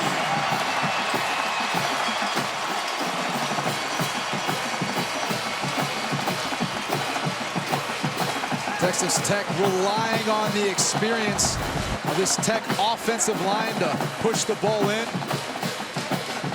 And again, DeAndre Washington presses the hole up the line of scrimmage and then jumps to the outside. Gets all the TCU defenders to suck up inside, and he finds the open hole into the end zone. Hatfield's extra point hooks in, and it's 35. Quick turnaround for Cliff Kingsbury, his renovated program. Of course, TCU was 4-8 2 years ago and followed that up with a 12-1 season last year. Well, it was the second penalty after the play on Josh Caraway that opened the door for the touchdown, and Gary Patterson letting him have it. Yeah, DeMonte Cross, the co-defensive coordinator, talked to him as well. Patterson seems to be a little bit more animated. Not nice things to say, and Texas Tech able to convert 14 points off of mistakes from Caraway. On the road in Lubbock, those are the sorts of things that'll get you beat.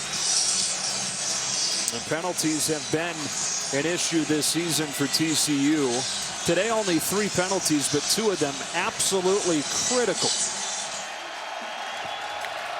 Boykin back to work from the 25. Sets his feet, throws high, and Desmond White almost makes a circus catch. A 5'7", 150-pounder not able to pull it in. As a quarterback, when you're sitting back going against that zone coverage, all the defense is watching your eyes.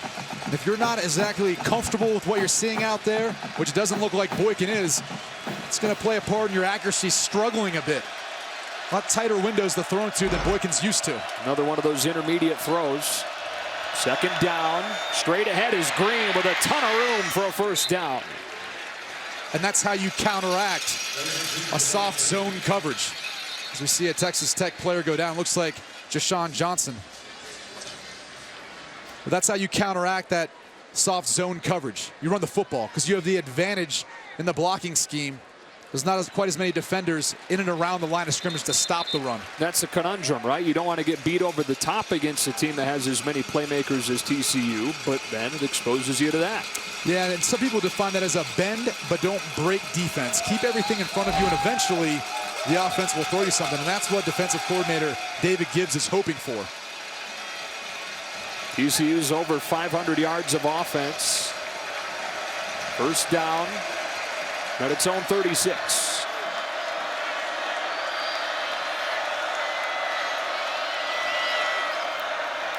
Boykin scans the field and finds Dotson, who's got it close to a first down. He's, by the way, the first TCU receiver to have 10 catches in a game since Trevon Boykin 2 years ago, and he was playing receiver.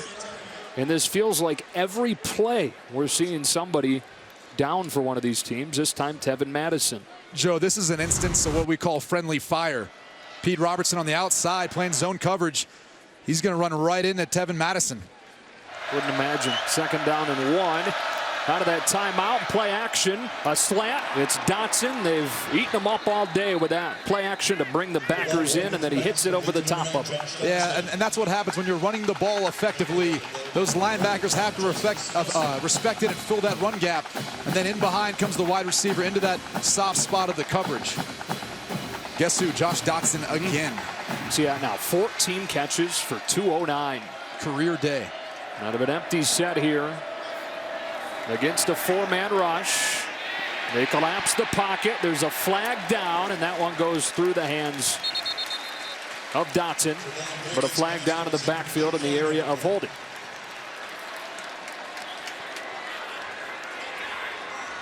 You'll be able to see a bit of a jersey pull there. Holding. Offense, number 65. 10 yards from the previous spot. Replay second down. Brady Fultz. Yeah, he's going to try to hang on for dear life on Brendan Jackson as Boykin leaves the pocket.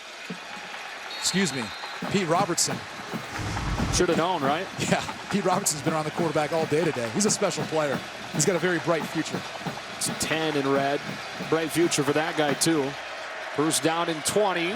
Penalties becoming part of the story for TCU today. Try to get a chunk back with Green.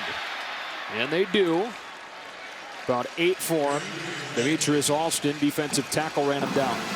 As this drive ensues, defensive coordinator David Gibbs talked about when his defense gets tired. Just fight to stay in your gap, stay in your lane, because if you're not doing that, I don't know where the problems and issues are in us trying to stop the run. So if it is you, then I can get you help. I can sub you out or do something to counteract that. Right now, TCU putting together a nice drive. Trying to overcome the first down penalty. 2nd and 12. Green motions out. He looks the other way and looks at Dotson, who sprawls out to pull this one in. First down TCU across the 30. And that's just stealing. They motion Aaron Green out of the backfield and leaves no one on that side of the field to really cover Josh Dotson. A tremendous void in the defense and green grass, as the offensive coordinators call it for TCU. So Boykin always look for the green grass. Green is a decoy going the other way. Open things up. And he hit Dotson again. An incredible 15 catches today, 3 of them for touchdowns. Boykin read Robertson, who bit, and he takes it across the 20. You can be as athletic as you want, but it's very hard to be trying to cover full speed and stop Trevon Boykin. Boykin's just reading number 10. Robertson on that particular play, and no one there to cover down for Boykin in the run defense. Previous drive, 16 plays and nothing to show for it. Here's the 9th play of this possession. Boykin throwing one. Turpin, end zone, goes up and gets it, but out of bounds. How about Malik Jenkins sticking with him? 2nd and 10. And that was just a play designed for Kavontae Turpin.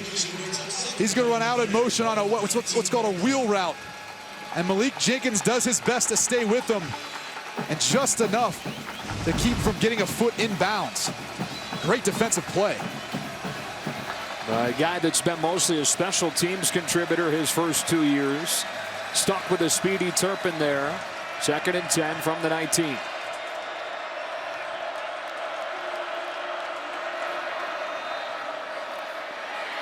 Boykin over the middle. That's enough for another first down. Guess who? Josh Dotson's 16th reception of the day. First down and goal. It's a slant route. It's an in route. Going against this 2-deep zone. That's that soft spot of the field there in the middle of the field. And Boykin's throwing footballs where only Josh Dotson can get to. Boykin now 28 of 46. And 16 of those completions to Dotson. Green cuts it back, and he's in. Touchdown, Aaron Green. And TCU's back in front with an impressive drive. We talked about the missed tackles of the Texas Tech defense plaguing them this year. Malik Jenkins is going to have a shot. Excuse me, Micah Awe had a shot at him. But once Aaron Green gets to the second level, he's too tough to bring down. Those are the easy tackles you have to make if you want to stop this TCU offense. Which now has 590 yards. They've run 82 plays. We were talking about them in the first half moving slowly. Yeah.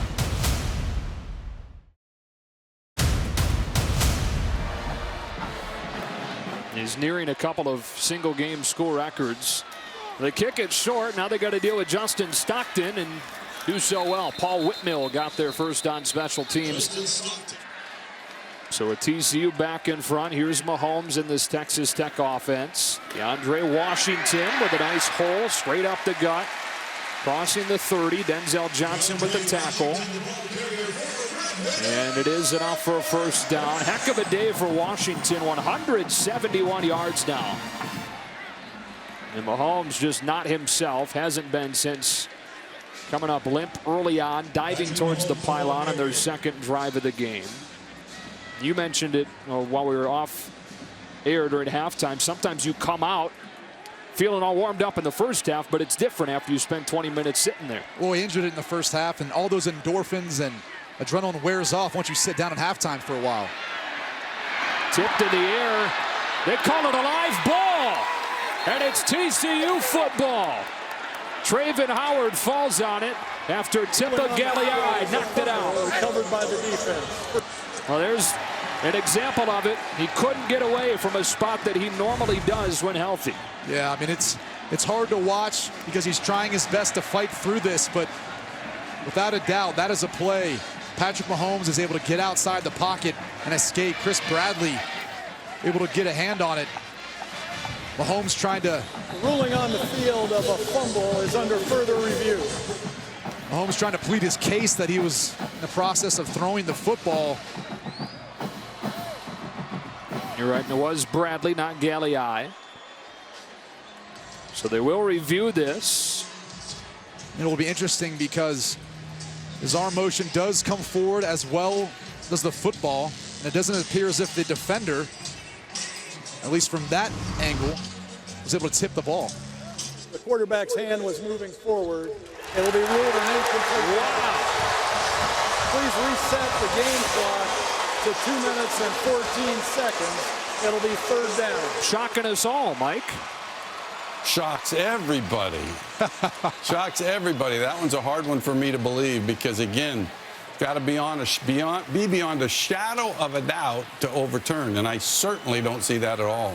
Weird things happen in Lubbock. I guess That's all so. you can attribute that to. And I think from this angle, maybe they felt it was hard to discern whether or not he had control. It looked like he might have had enough control. I mean, when I first looked at it, that was kind of my initial thought, was his arms coming forward, and he kind of maintained somewhat of control, but I don't know if it's indisputable evidence or beyond a shadow of a doubt based on what the officials called. Got a feeling that's going to be on Mike Pereira's weekly rules video that he helps us out with each week. Well, but the key here is, look, Texas Tech still has a big third down here, and it's third and long. They know Mahomes is not moving around the pocket quite as much as he has before. We'll see if TCU brings pressure. So third down and 8. Only third downs they've converted today have been third and short. They only bring 4.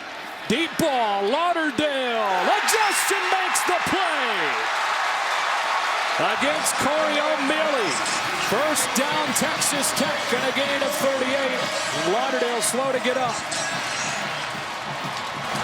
Well, Lauderdale may be down, but Patrick Mahomes is moving a lot better.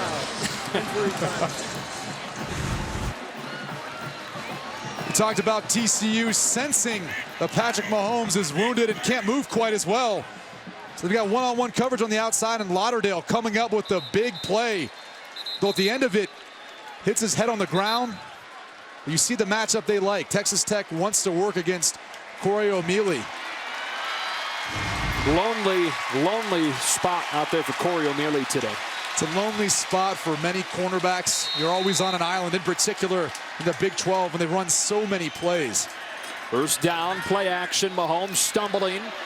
Wanted to throw the screen, but it was read well by Bryson Henderson. We've been talking about, there's a flag down right now, by the way. We've been talking about Mahomes and his issue moving around, but still moving this offense.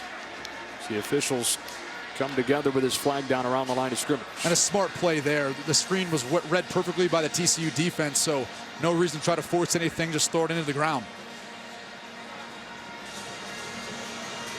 Sideline interference on TCU, 15-yard penalty. Wow. First down. That is the third 15-yard penalty on TCU today. Well, that was one of the emphasis coming into this year, is giving the officials enough room on the sideline. Not sure if there was a warning at some point earlier in this game to then cause a penalty. Yeah, it's odd because usually the first time is a warning. Second and third times are 5-yard penalties. You don't get the 15-yarder till the fourth sideline infraction. Traven Howard sticking his nose in and shutting down Stockton. Yeah, at this point, TCU wants to put pressure on Patrick Mahomes to beat them in the passing game.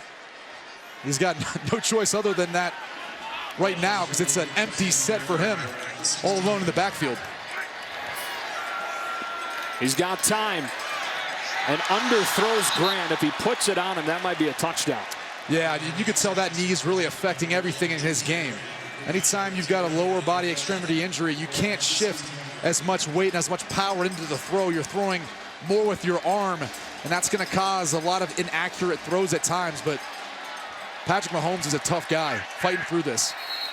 And a flag down before this 3rd and 12 play. Looks like perhaps a false start, though Mahomes. False start. Offense number 56. 5-yard penalty, 3rd down. It's arguing that it should have been the other way. They get Alfredo Morales. Yeah, it makes it 3rd down and even longer for Cliff Kingsbury's team. Well, you want to be careful here because you don't want to lose out on the opportunity to add points with a field goal. One spot they like to work to is Jakeem Grant down here in the slot. Looking Grant's way, instead dumps it off. Washington needs blocks. Fumble! And Grant winds up getting his hands on the ball. I'm not sure that's how they had intended for him to get it. The field goal team will come out on 4th down. Just Johnny on the spot. Ball security right now becoming a bit of an issue for Texas Tech. Fortunately, falling on that football. The Patrick Mahomes, what was ruled a fumble, overturned. Great tackle, by the way. A TCU defense, they teach you to put your helmet on the football and you'll definitely get it out. It's Traven Howard. Here's Clayton Hatfield. Trying to solve the place-kicking questions for Texas Tech. And there's a step in the right direction. He's made both of his attempts this year. And this one brings them back to within 2. Sold-out crowd in Lubbock. And they've been treated to an offensive show. That rain is gone. The sun is out. We got a good finish.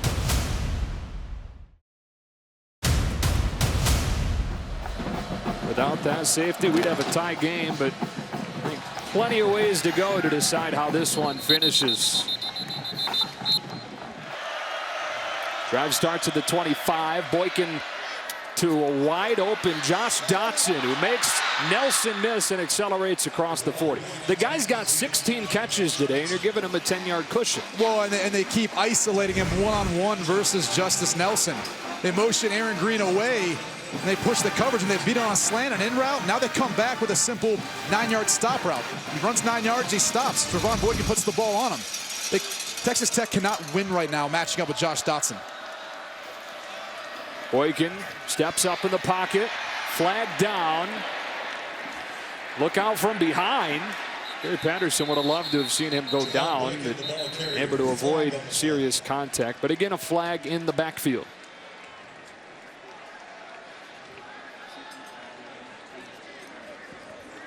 Holding.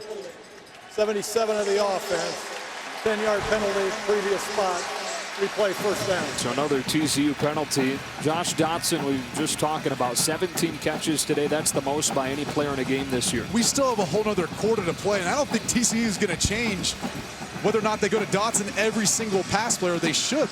Texas Tech hasn't stopped him yet. It's unbelievable. More than 600 yards of offense for the Horned Frogs that Dotson has contributed to. 3rd quarter clock winding down. And they will run a play. Boykin pulled it and it went down. Pete Robertson will bring this third quarter to a close with a tackle for loss. 40-38, TCU with the football and a second down and 22 to start this fourth.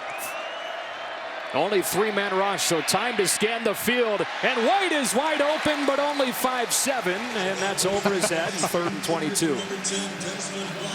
Yeah, he's not quite tall enough to reach that one, but he was wide open. Trevon Boykin's got to try to find a way of settling in and hitting those open targets, even though they're not there early on in his reads. And that's one of the things he wanted to work on coming into this season, was having better patience and better rhythm going to his 3rd and 4th option in the passing game. Now it's 3rd and 22, and if it's me right now, who do you go to? Josh Dotson. Oh, yeah. Take a shot up top. The big guy. And they've converted twice on 3rd down in this relative distance to Dotson today. He looks the other way. Pressure coming. Running away from it. But nowhere close to a first down. Finally, Texas Tech able to take away Josh Dotson on a 3rd down and long. It's 4th down now. Yeah, great coverage downfield. Long enough to allow number 5, Gary Moore, to pressure Trevon Boykin outside the pocket. Nowhere to go with the football. Big time stop for the Texas Tech Red Raiders. And no Jakeem Grant back there. It's Cameron Batson. Back to return this punt from Perry. It's a line drive. Batson thinks about it, takes it, pays the price. Thrown down inside the 15 by Derek Kindred. Pat Mahomes back out there battling through what is an apparent lower body injury that he suffered in the 2nd drive of the game. DeAndre Washington has been steady today, a couple of yards, 2nd down. Michael Downing coming down from the safety position to make that play, and they're really starting to key in on the Texas Tech running game. Texas Tech is going to have to start throwing the football to the outside.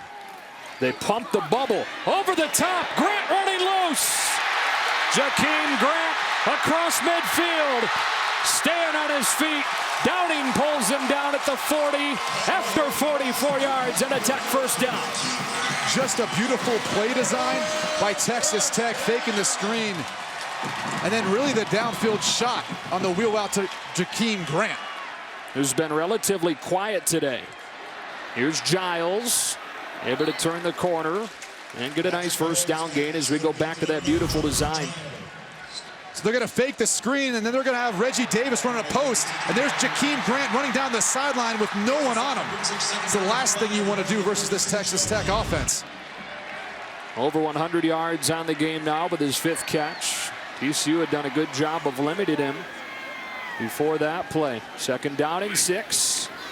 Justin Stockton has been bottled up today by TCU, but surprisingly, they've used him between the tackles. Yeah, I mean, you really got to get a guy like Justin Stockton out in space. When he's on the field, he's the fastest player for either team, and that's saying a lot considering how much talent TCU has on their offensive side of the football. 3rd down, 5 or 6. Early on in the 4th quarter. Mahomes looking to the sideline, and it looks like Texas Tech will burn a timeout. Cliff Kingsbury's first. 2 left for Tech. Down 2.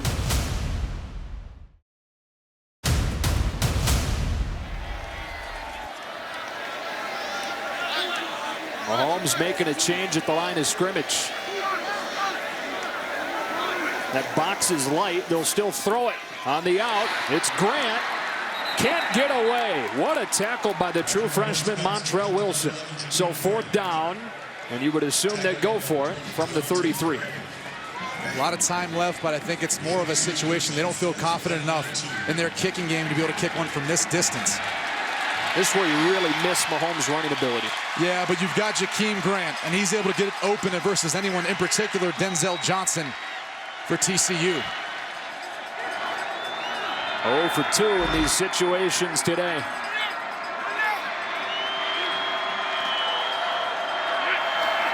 Mahomes with a straight drop. Pocket collapsing. Doesn't matter that he's hurt. scrambles 5 yards for the first down. The sophomore digging deep to move the chains. And what a gutsy game Patrick Mahomes is playing right now. He's looking for Jakeem Grant, sees a running lane and takes it. He's able to get just enough for the first down. We saw him earlier scamper into the end zone for a touchdown. Just a gutsy performance by Patrick Mahomes. First down from the 29. Well protected over the middle.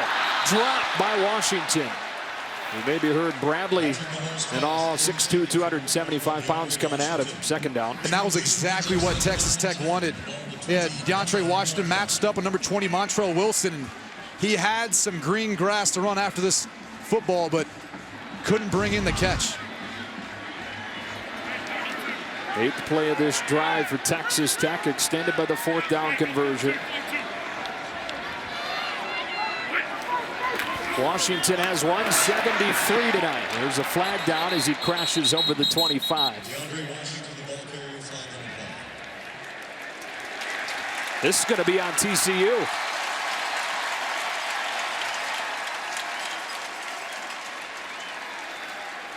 Judging by the reaction of the Tech players. Personal foul. Illegal hands to the face. Number 57 of the defense. Half the distance to the goal. Automatic first down. 3rd personal foul today on the TCU D. Davion Pearson at the point of attack. You can see he's got his hand up on the face mask of number 73, Justin Murphy. Pearson not starting today. His first game back this season.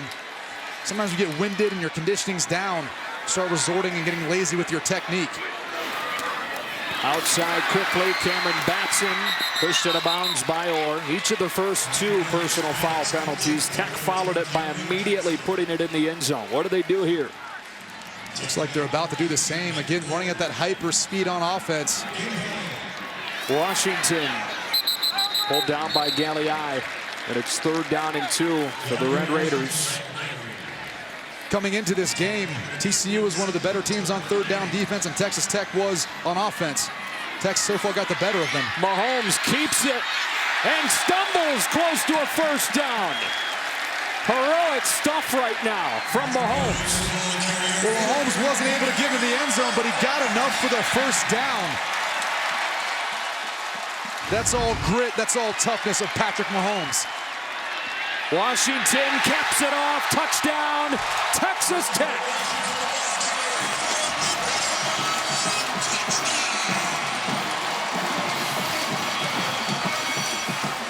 You can't say enough about how tough Patrick Mahomes is playing right now and the way he's leading this team.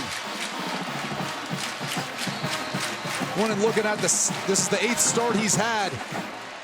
Has already put up better numbers than Graham Harrell, Cliff Kingsbury, 2 of the most dominant passers in Texas Tech history at the quarterback position. Hatfield adds the extra point. Back and forth we go.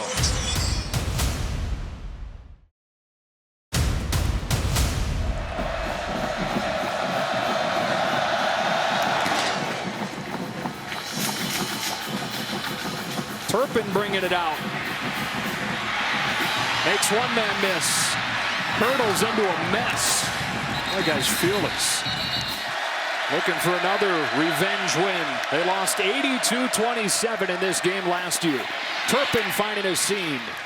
Stepped out of the tackle to Deshaun Johnson. Then Mike Awe brought him down. Second down. Deshaun Johnson does a great job at coming down from a secondary to make tackles. We talked about him last week versus Arkansas, having 16 tackles. For his size, 5'10", 175. Small guy, but physical player. Has a nose for the football. Ripped the ball away from Alex Collins on one play as well. Yeah. Big 12 player of the week on the defensive side. Here comes pressure. Boykin beats it with a throw. Jarrison Stewart into the vacated area, first down. Well, Johnson was there in coverage, but didn't really put a hand in. I don't know if you didn't see the ball come out of Boykin's hand. But he was standing right next to Jarrison Stewart. You saw Stewart wince, but boy, who do they have left at this point to replace him? He's in for Listenby.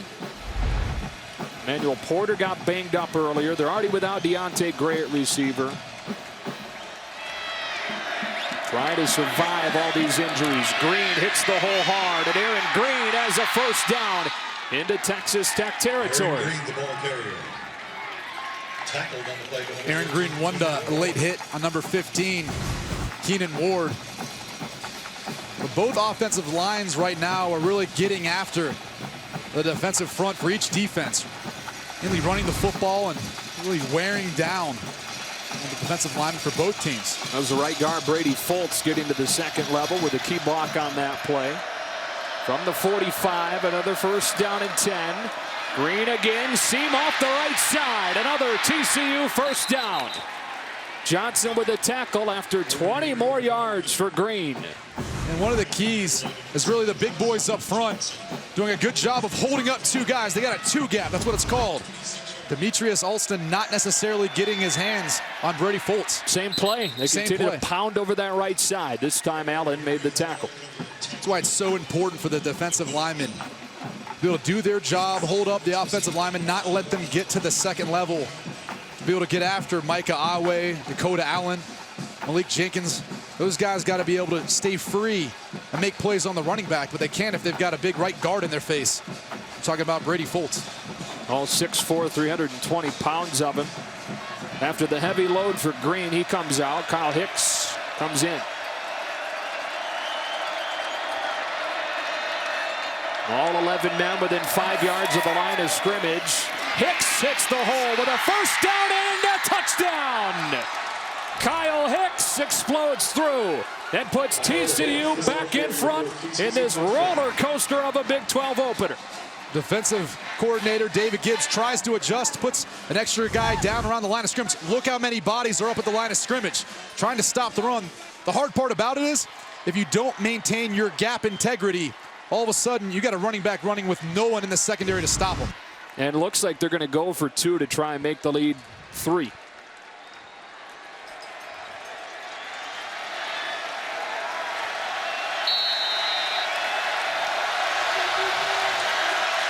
Josh Dotson at the top of your screen.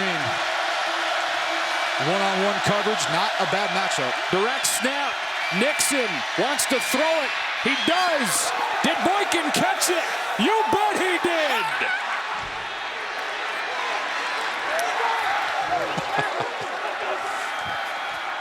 Don't know if they needed that much to get the 2-point conversion, but it looks like the double reverse pass back to Boykin, who's got some experience playing wide receiver.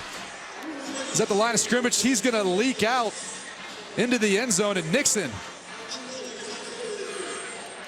with the throw just good enough. This will be a good angle to see if it will be upheld, and it will not. You don't think? No, I think, to me right there, that's beyond a shadow of a doubt that the ball was able to hit the ground simultaneously as his hands came to the side. Boy, get your shotgun out, shoot that duck.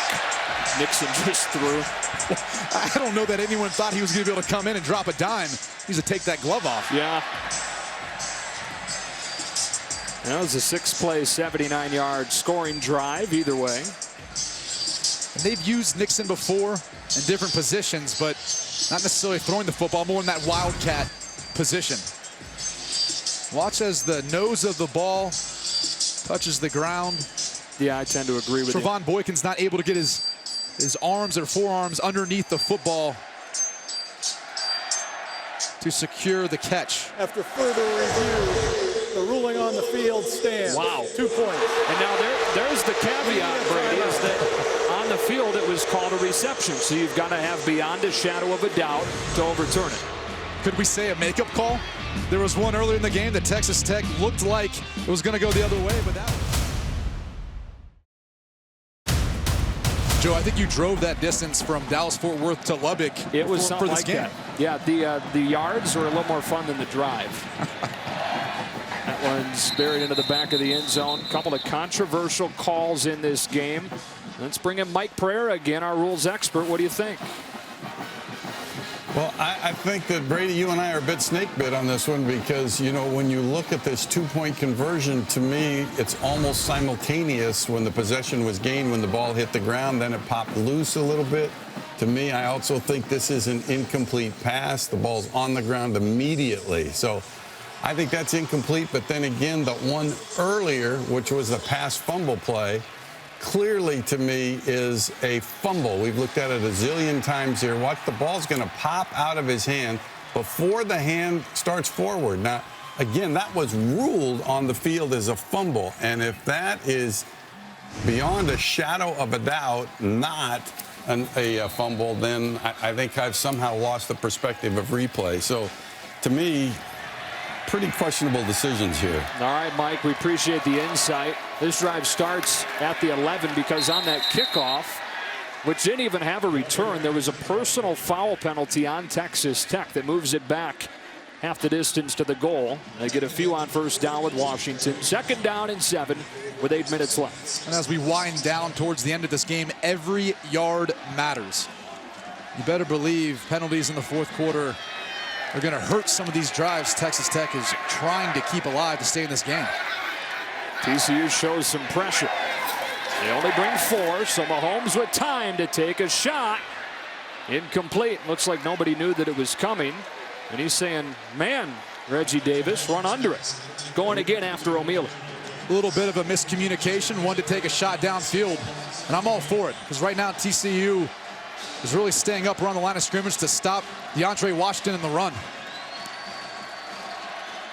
3rd down and 7. Big play in this game.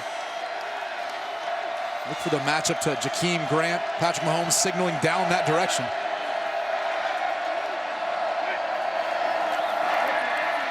Mahomes steps into the pocket. Long throw for Davis and a 1st down. Up to the 35. Going at O'Mealy again. 19 yards to move the chains. So that's the matchup they've been working all game. One-on-one coverage versus number 2, Corey O'Mealy. Reggie Davis on the same page on that time for the conversion. They pump the bubble and look long. Instead, he comes back to his 2nd read. And will throw it incomplete, although Washington came open at the last moment and probably was off to the races if Mahomes had waited a split second longer. Yeah, again, a bit of a miscommunication on a scramble drill. DeAndre Washington worked upfield, then came back. Patrick Mahomes was trying to pump him back upfield again. He threw the ball, but unfortunately not on the same page. That's tough a lot of times when you're talking about after the already drawn up play. 2nd down and 10. Underneath they go. That's Giles, quickly eliminated by Denzel Johnson. And another 3rd down and 7. Giles, only a couple catches coming into this game, really playing a key role with number 12, Ian Sadler, out. He's usually that guy who's running across the middle and sitting in those zones. Texas Tech will now look to try to convert again, another 3rd down. Converted it last time with a 19-yard throw to the sideline to Davis. On 3rd and 6, well protected again. Coverage is solid. He tries to take off. Turns the corner. And a 1st down. The legend of Patrick Mahomes building. You can't ask for anything more by this offensive line. So stout up front, just throwing the TCU defensive line to the line of scrimmage. And DeAndre Washington at the end, laying a block on Nick Orr to allow his quarterback to get the 1st down. Jakeem Grant steps out of a tackle and tripped up by Michael Downey. Texas Tech has got to start utilizing Justin Stockton, number 4, just came into the game, and Jakeem Grant. Get those guys the ball in space. They'll be sitting in better positions on 3rd down. Jakeem Grant hobbling a bit. Really one big play for him. Quiet otherwise. 2nd down. He rolls with pressure from behind. They throw back. There's Stockton. Watch this speed. For the goal line. Touchdown. Texas Tech and Justin Stockton.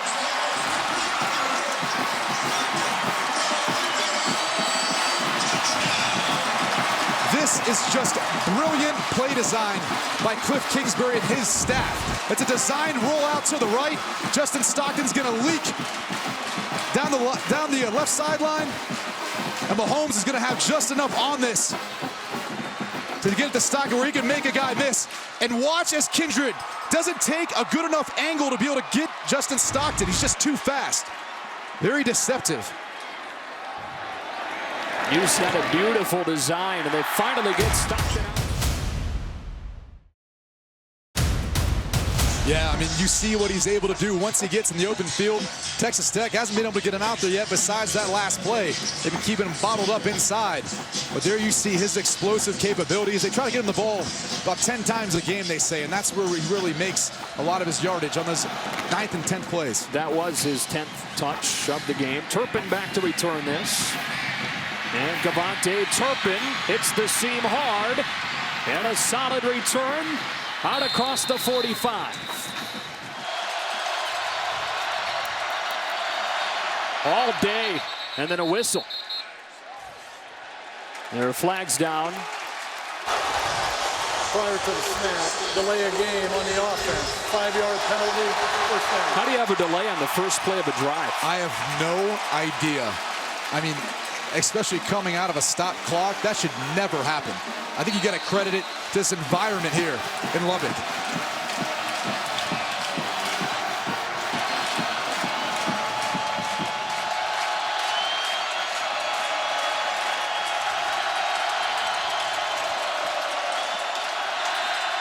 Aaron Green slips a tackle, gets back the penalty yards to midfield. Stop made by Pete Robertson. 2nd down and 7.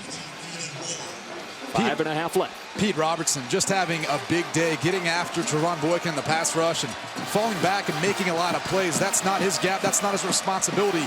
That's just all effort and hustle.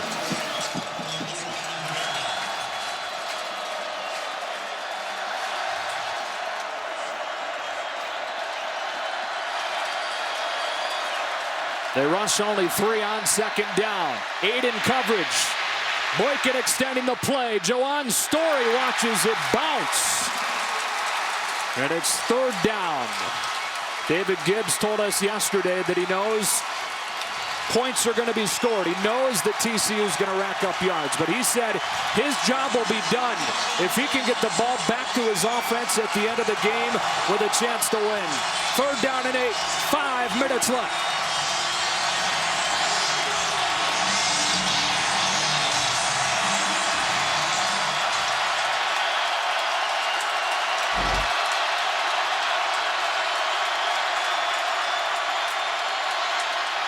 Boykin in trouble, and it's 4th down.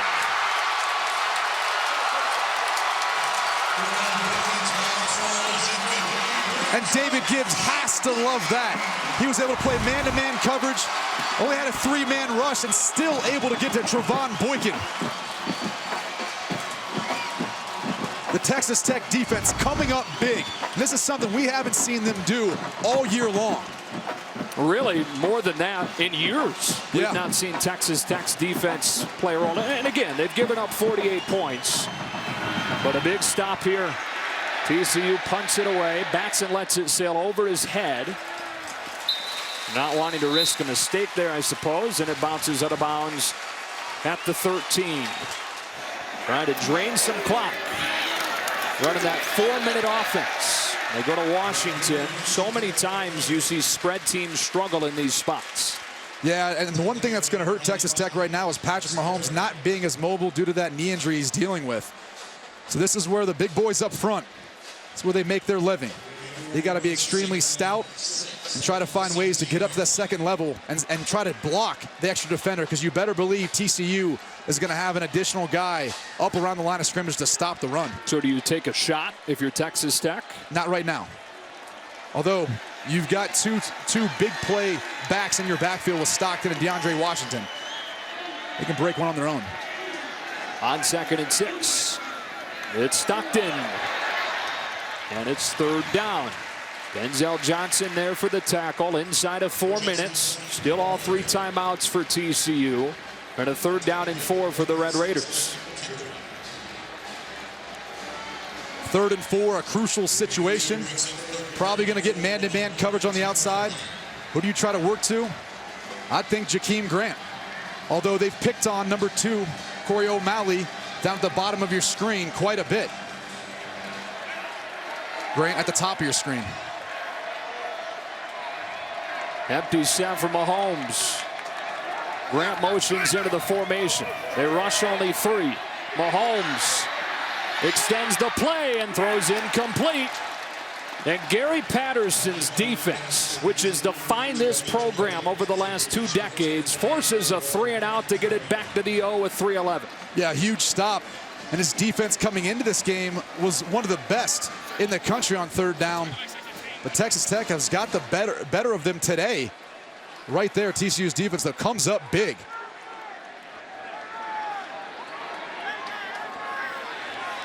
Semank ready to punt it. Devontae Turpin waits back. It's a line drive. It takes a TCU bounce and rolls out of bounds at the 47.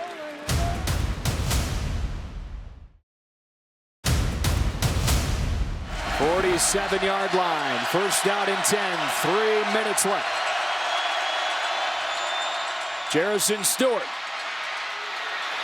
across midfield. The freshman playing the biggest role that he has in his career with a gain of 6. Second down and 4.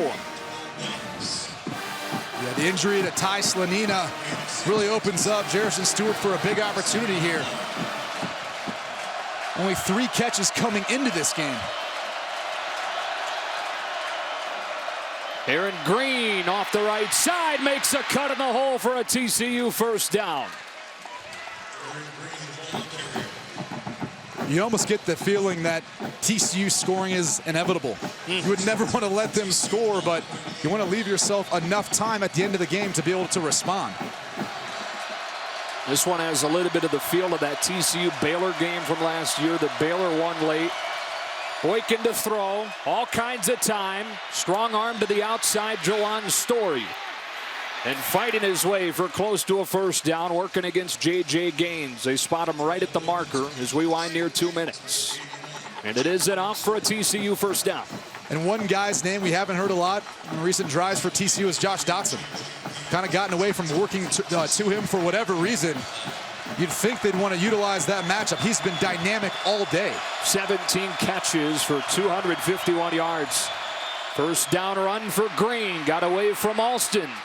Dotson unable to get the block on Tevin Madison. They're still able to get a solid first down gain. A minute 40. 2 timeouts left for Texas Tech. You start thinking about when to use those. Yeah, Tevin Madison making a nice play.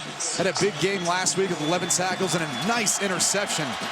Usually cornerbacks aren't that great at tackling, but Tevin Madison, he can get the job done.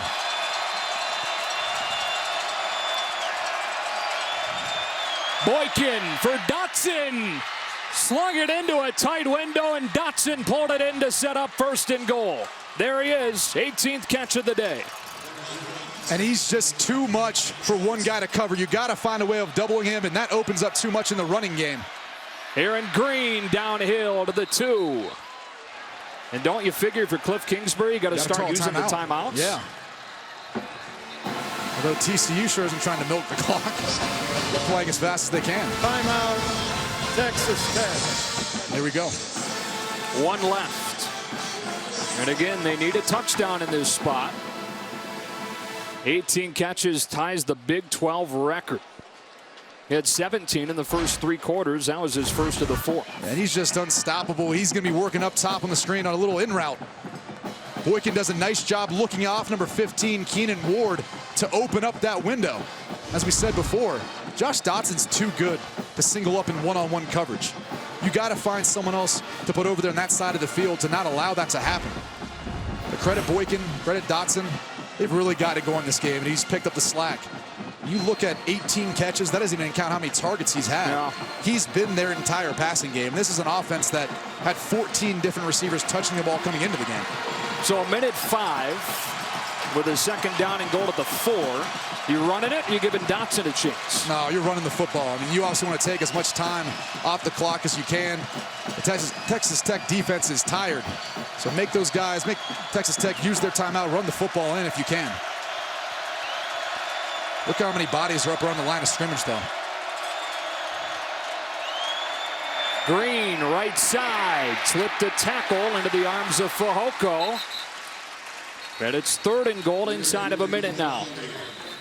And there's the final timeout used by Texas Tech. Cliff Kingsbury's all the way down to the 7-yard line to call it.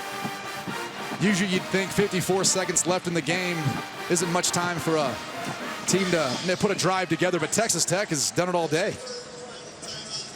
Yeah, well done by Coach Kingsbury, because here's the thing now if you're TCU. I mean, it's third down. Field goal does you no good. So you're done trying to toy with the clock and run time. Now, bottom line, you've got to get the ball in the end zone. Yeah.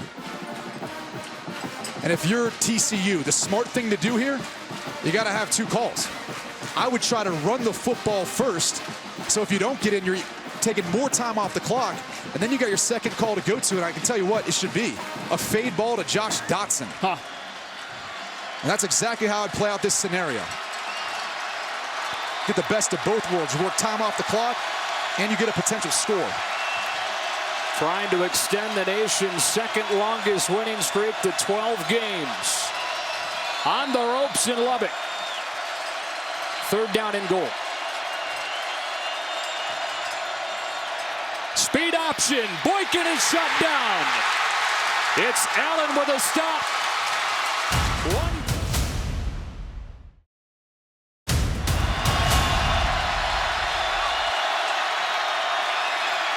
Boykin throwing too tall. It was pulled in. Green caught it. Do you believe it? Aaron Green off for the deflection. Touchdown TCU.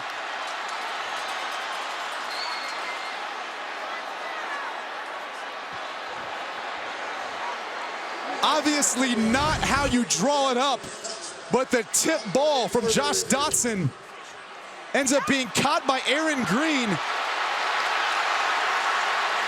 And it looks as if he does get a foot down. And again, pressure's on the officials now in the replay booth.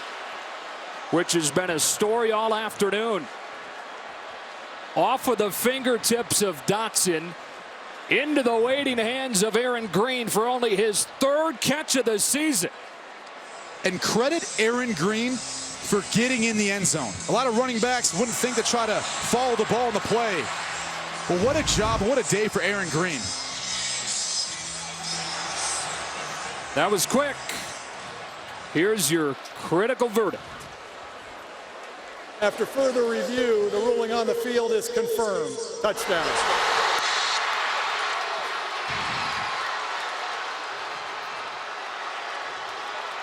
Panic, despair in Lubbock, and back in Fort Worth, they're losing their minds right now. Those bottles coming on the field was tortillas earlier in the game. Now it seems like a little harder objects. That's the type of play you'll see for years. Please refrain from throwing objects on the field. And I keep going back to the safety in the first half of the game. That would make this PAT much more meaningful, and then you'd be talking about 20 seconds left and the opportunity for Texas Tech to go down and kick a field goal. Not necessarily what the position they want to be in, but at least a chance to win, and instead now would be a field goal to tie.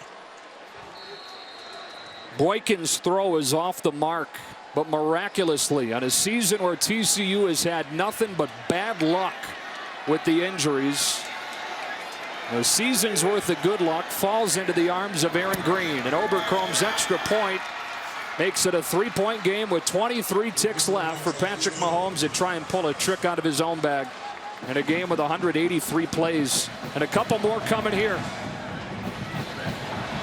Out of the back of the end zone, so from the 25, and again, a field goal does tie it, but the longest field goal this season for Texas Tech is 33 yards. Yeah, and if you're looking at this scenario, you're trying to think to yourself, how do we work the ball down the field? With 23 seconds, you'd like to try to work the sidelines, some quick throws to the outside, allow your wide receivers to get up the field, but also stop the clock bounds. But let's not forget, too, the clock stops after a first down. So it allows you opportunity to rush up, spike the ball. Now Mahomes, battling a knee injury, might be a little tougher for him to be able to scoot around in the pocket and make plays and even run up after a big completion downfield. Been a heroic performance from him. Faces a 4-man rush. And that ball, hopefully for Texas Tech's sake, is incomplete because it would have been short of the sticks and clock might have run out. Yeah, with 17 seconds left, that's too close to try to get into play in the middle of the field and get up and spike it. A lot of moving parts there. They're going to have to try to keep throwing the ball to the sidelines and working the ball up the field that way and hope you've got a shot for a Hail Mary. And again at the stadium, it says 17 seconds, so 17 seconds on the game clock. Get it in the hands of Jakeem Grant, and he'll run out of bounds to stop the clock with 11 seconds. With the ball at the 35. You can do that one more time, but from this spot in the field, I don't know if Patrick Mahomes with a bad knee will be able to get it all the way to the end zone. You bring Davis Webb in, let him chuck it as far as he can. Possibly. No timeouts. Again, like you said, probably one more play to set up a heave-ho.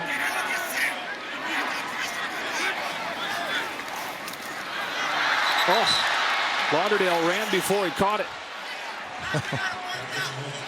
9 seconds on the stadium clock. We apologize for the technical difficulties.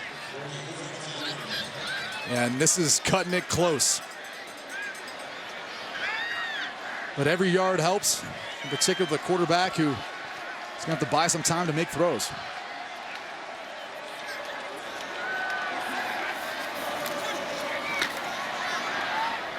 Going outside again. And incomplete. That ball hit the ground. So 3 seconds. You've got one last play. So what you'd like to do here is you're going to throw the ball in the field of play, and you're going to have to pitch it around. They're going to have to basically keep lateraling it and see if they can work their way down the field.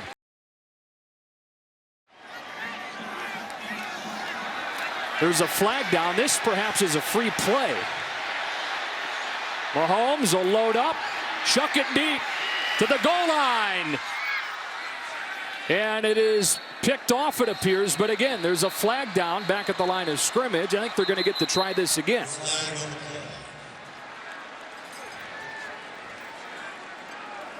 And if with the gain in yardage, look where that ball fell. Ooh. I think he can get it to the end zone. Yeah, I think you're done questioning how far he can throw it with a bad knee, right? Yeah. Well, he got everything into that throw.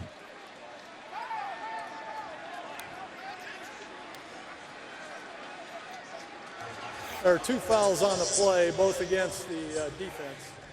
Offsides, number 94. That penalty is declined.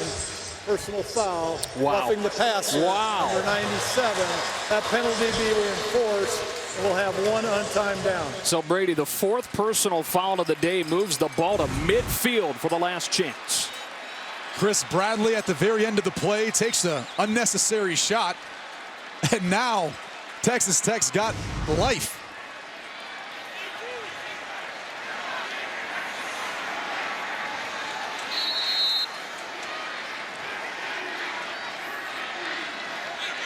An untimed down.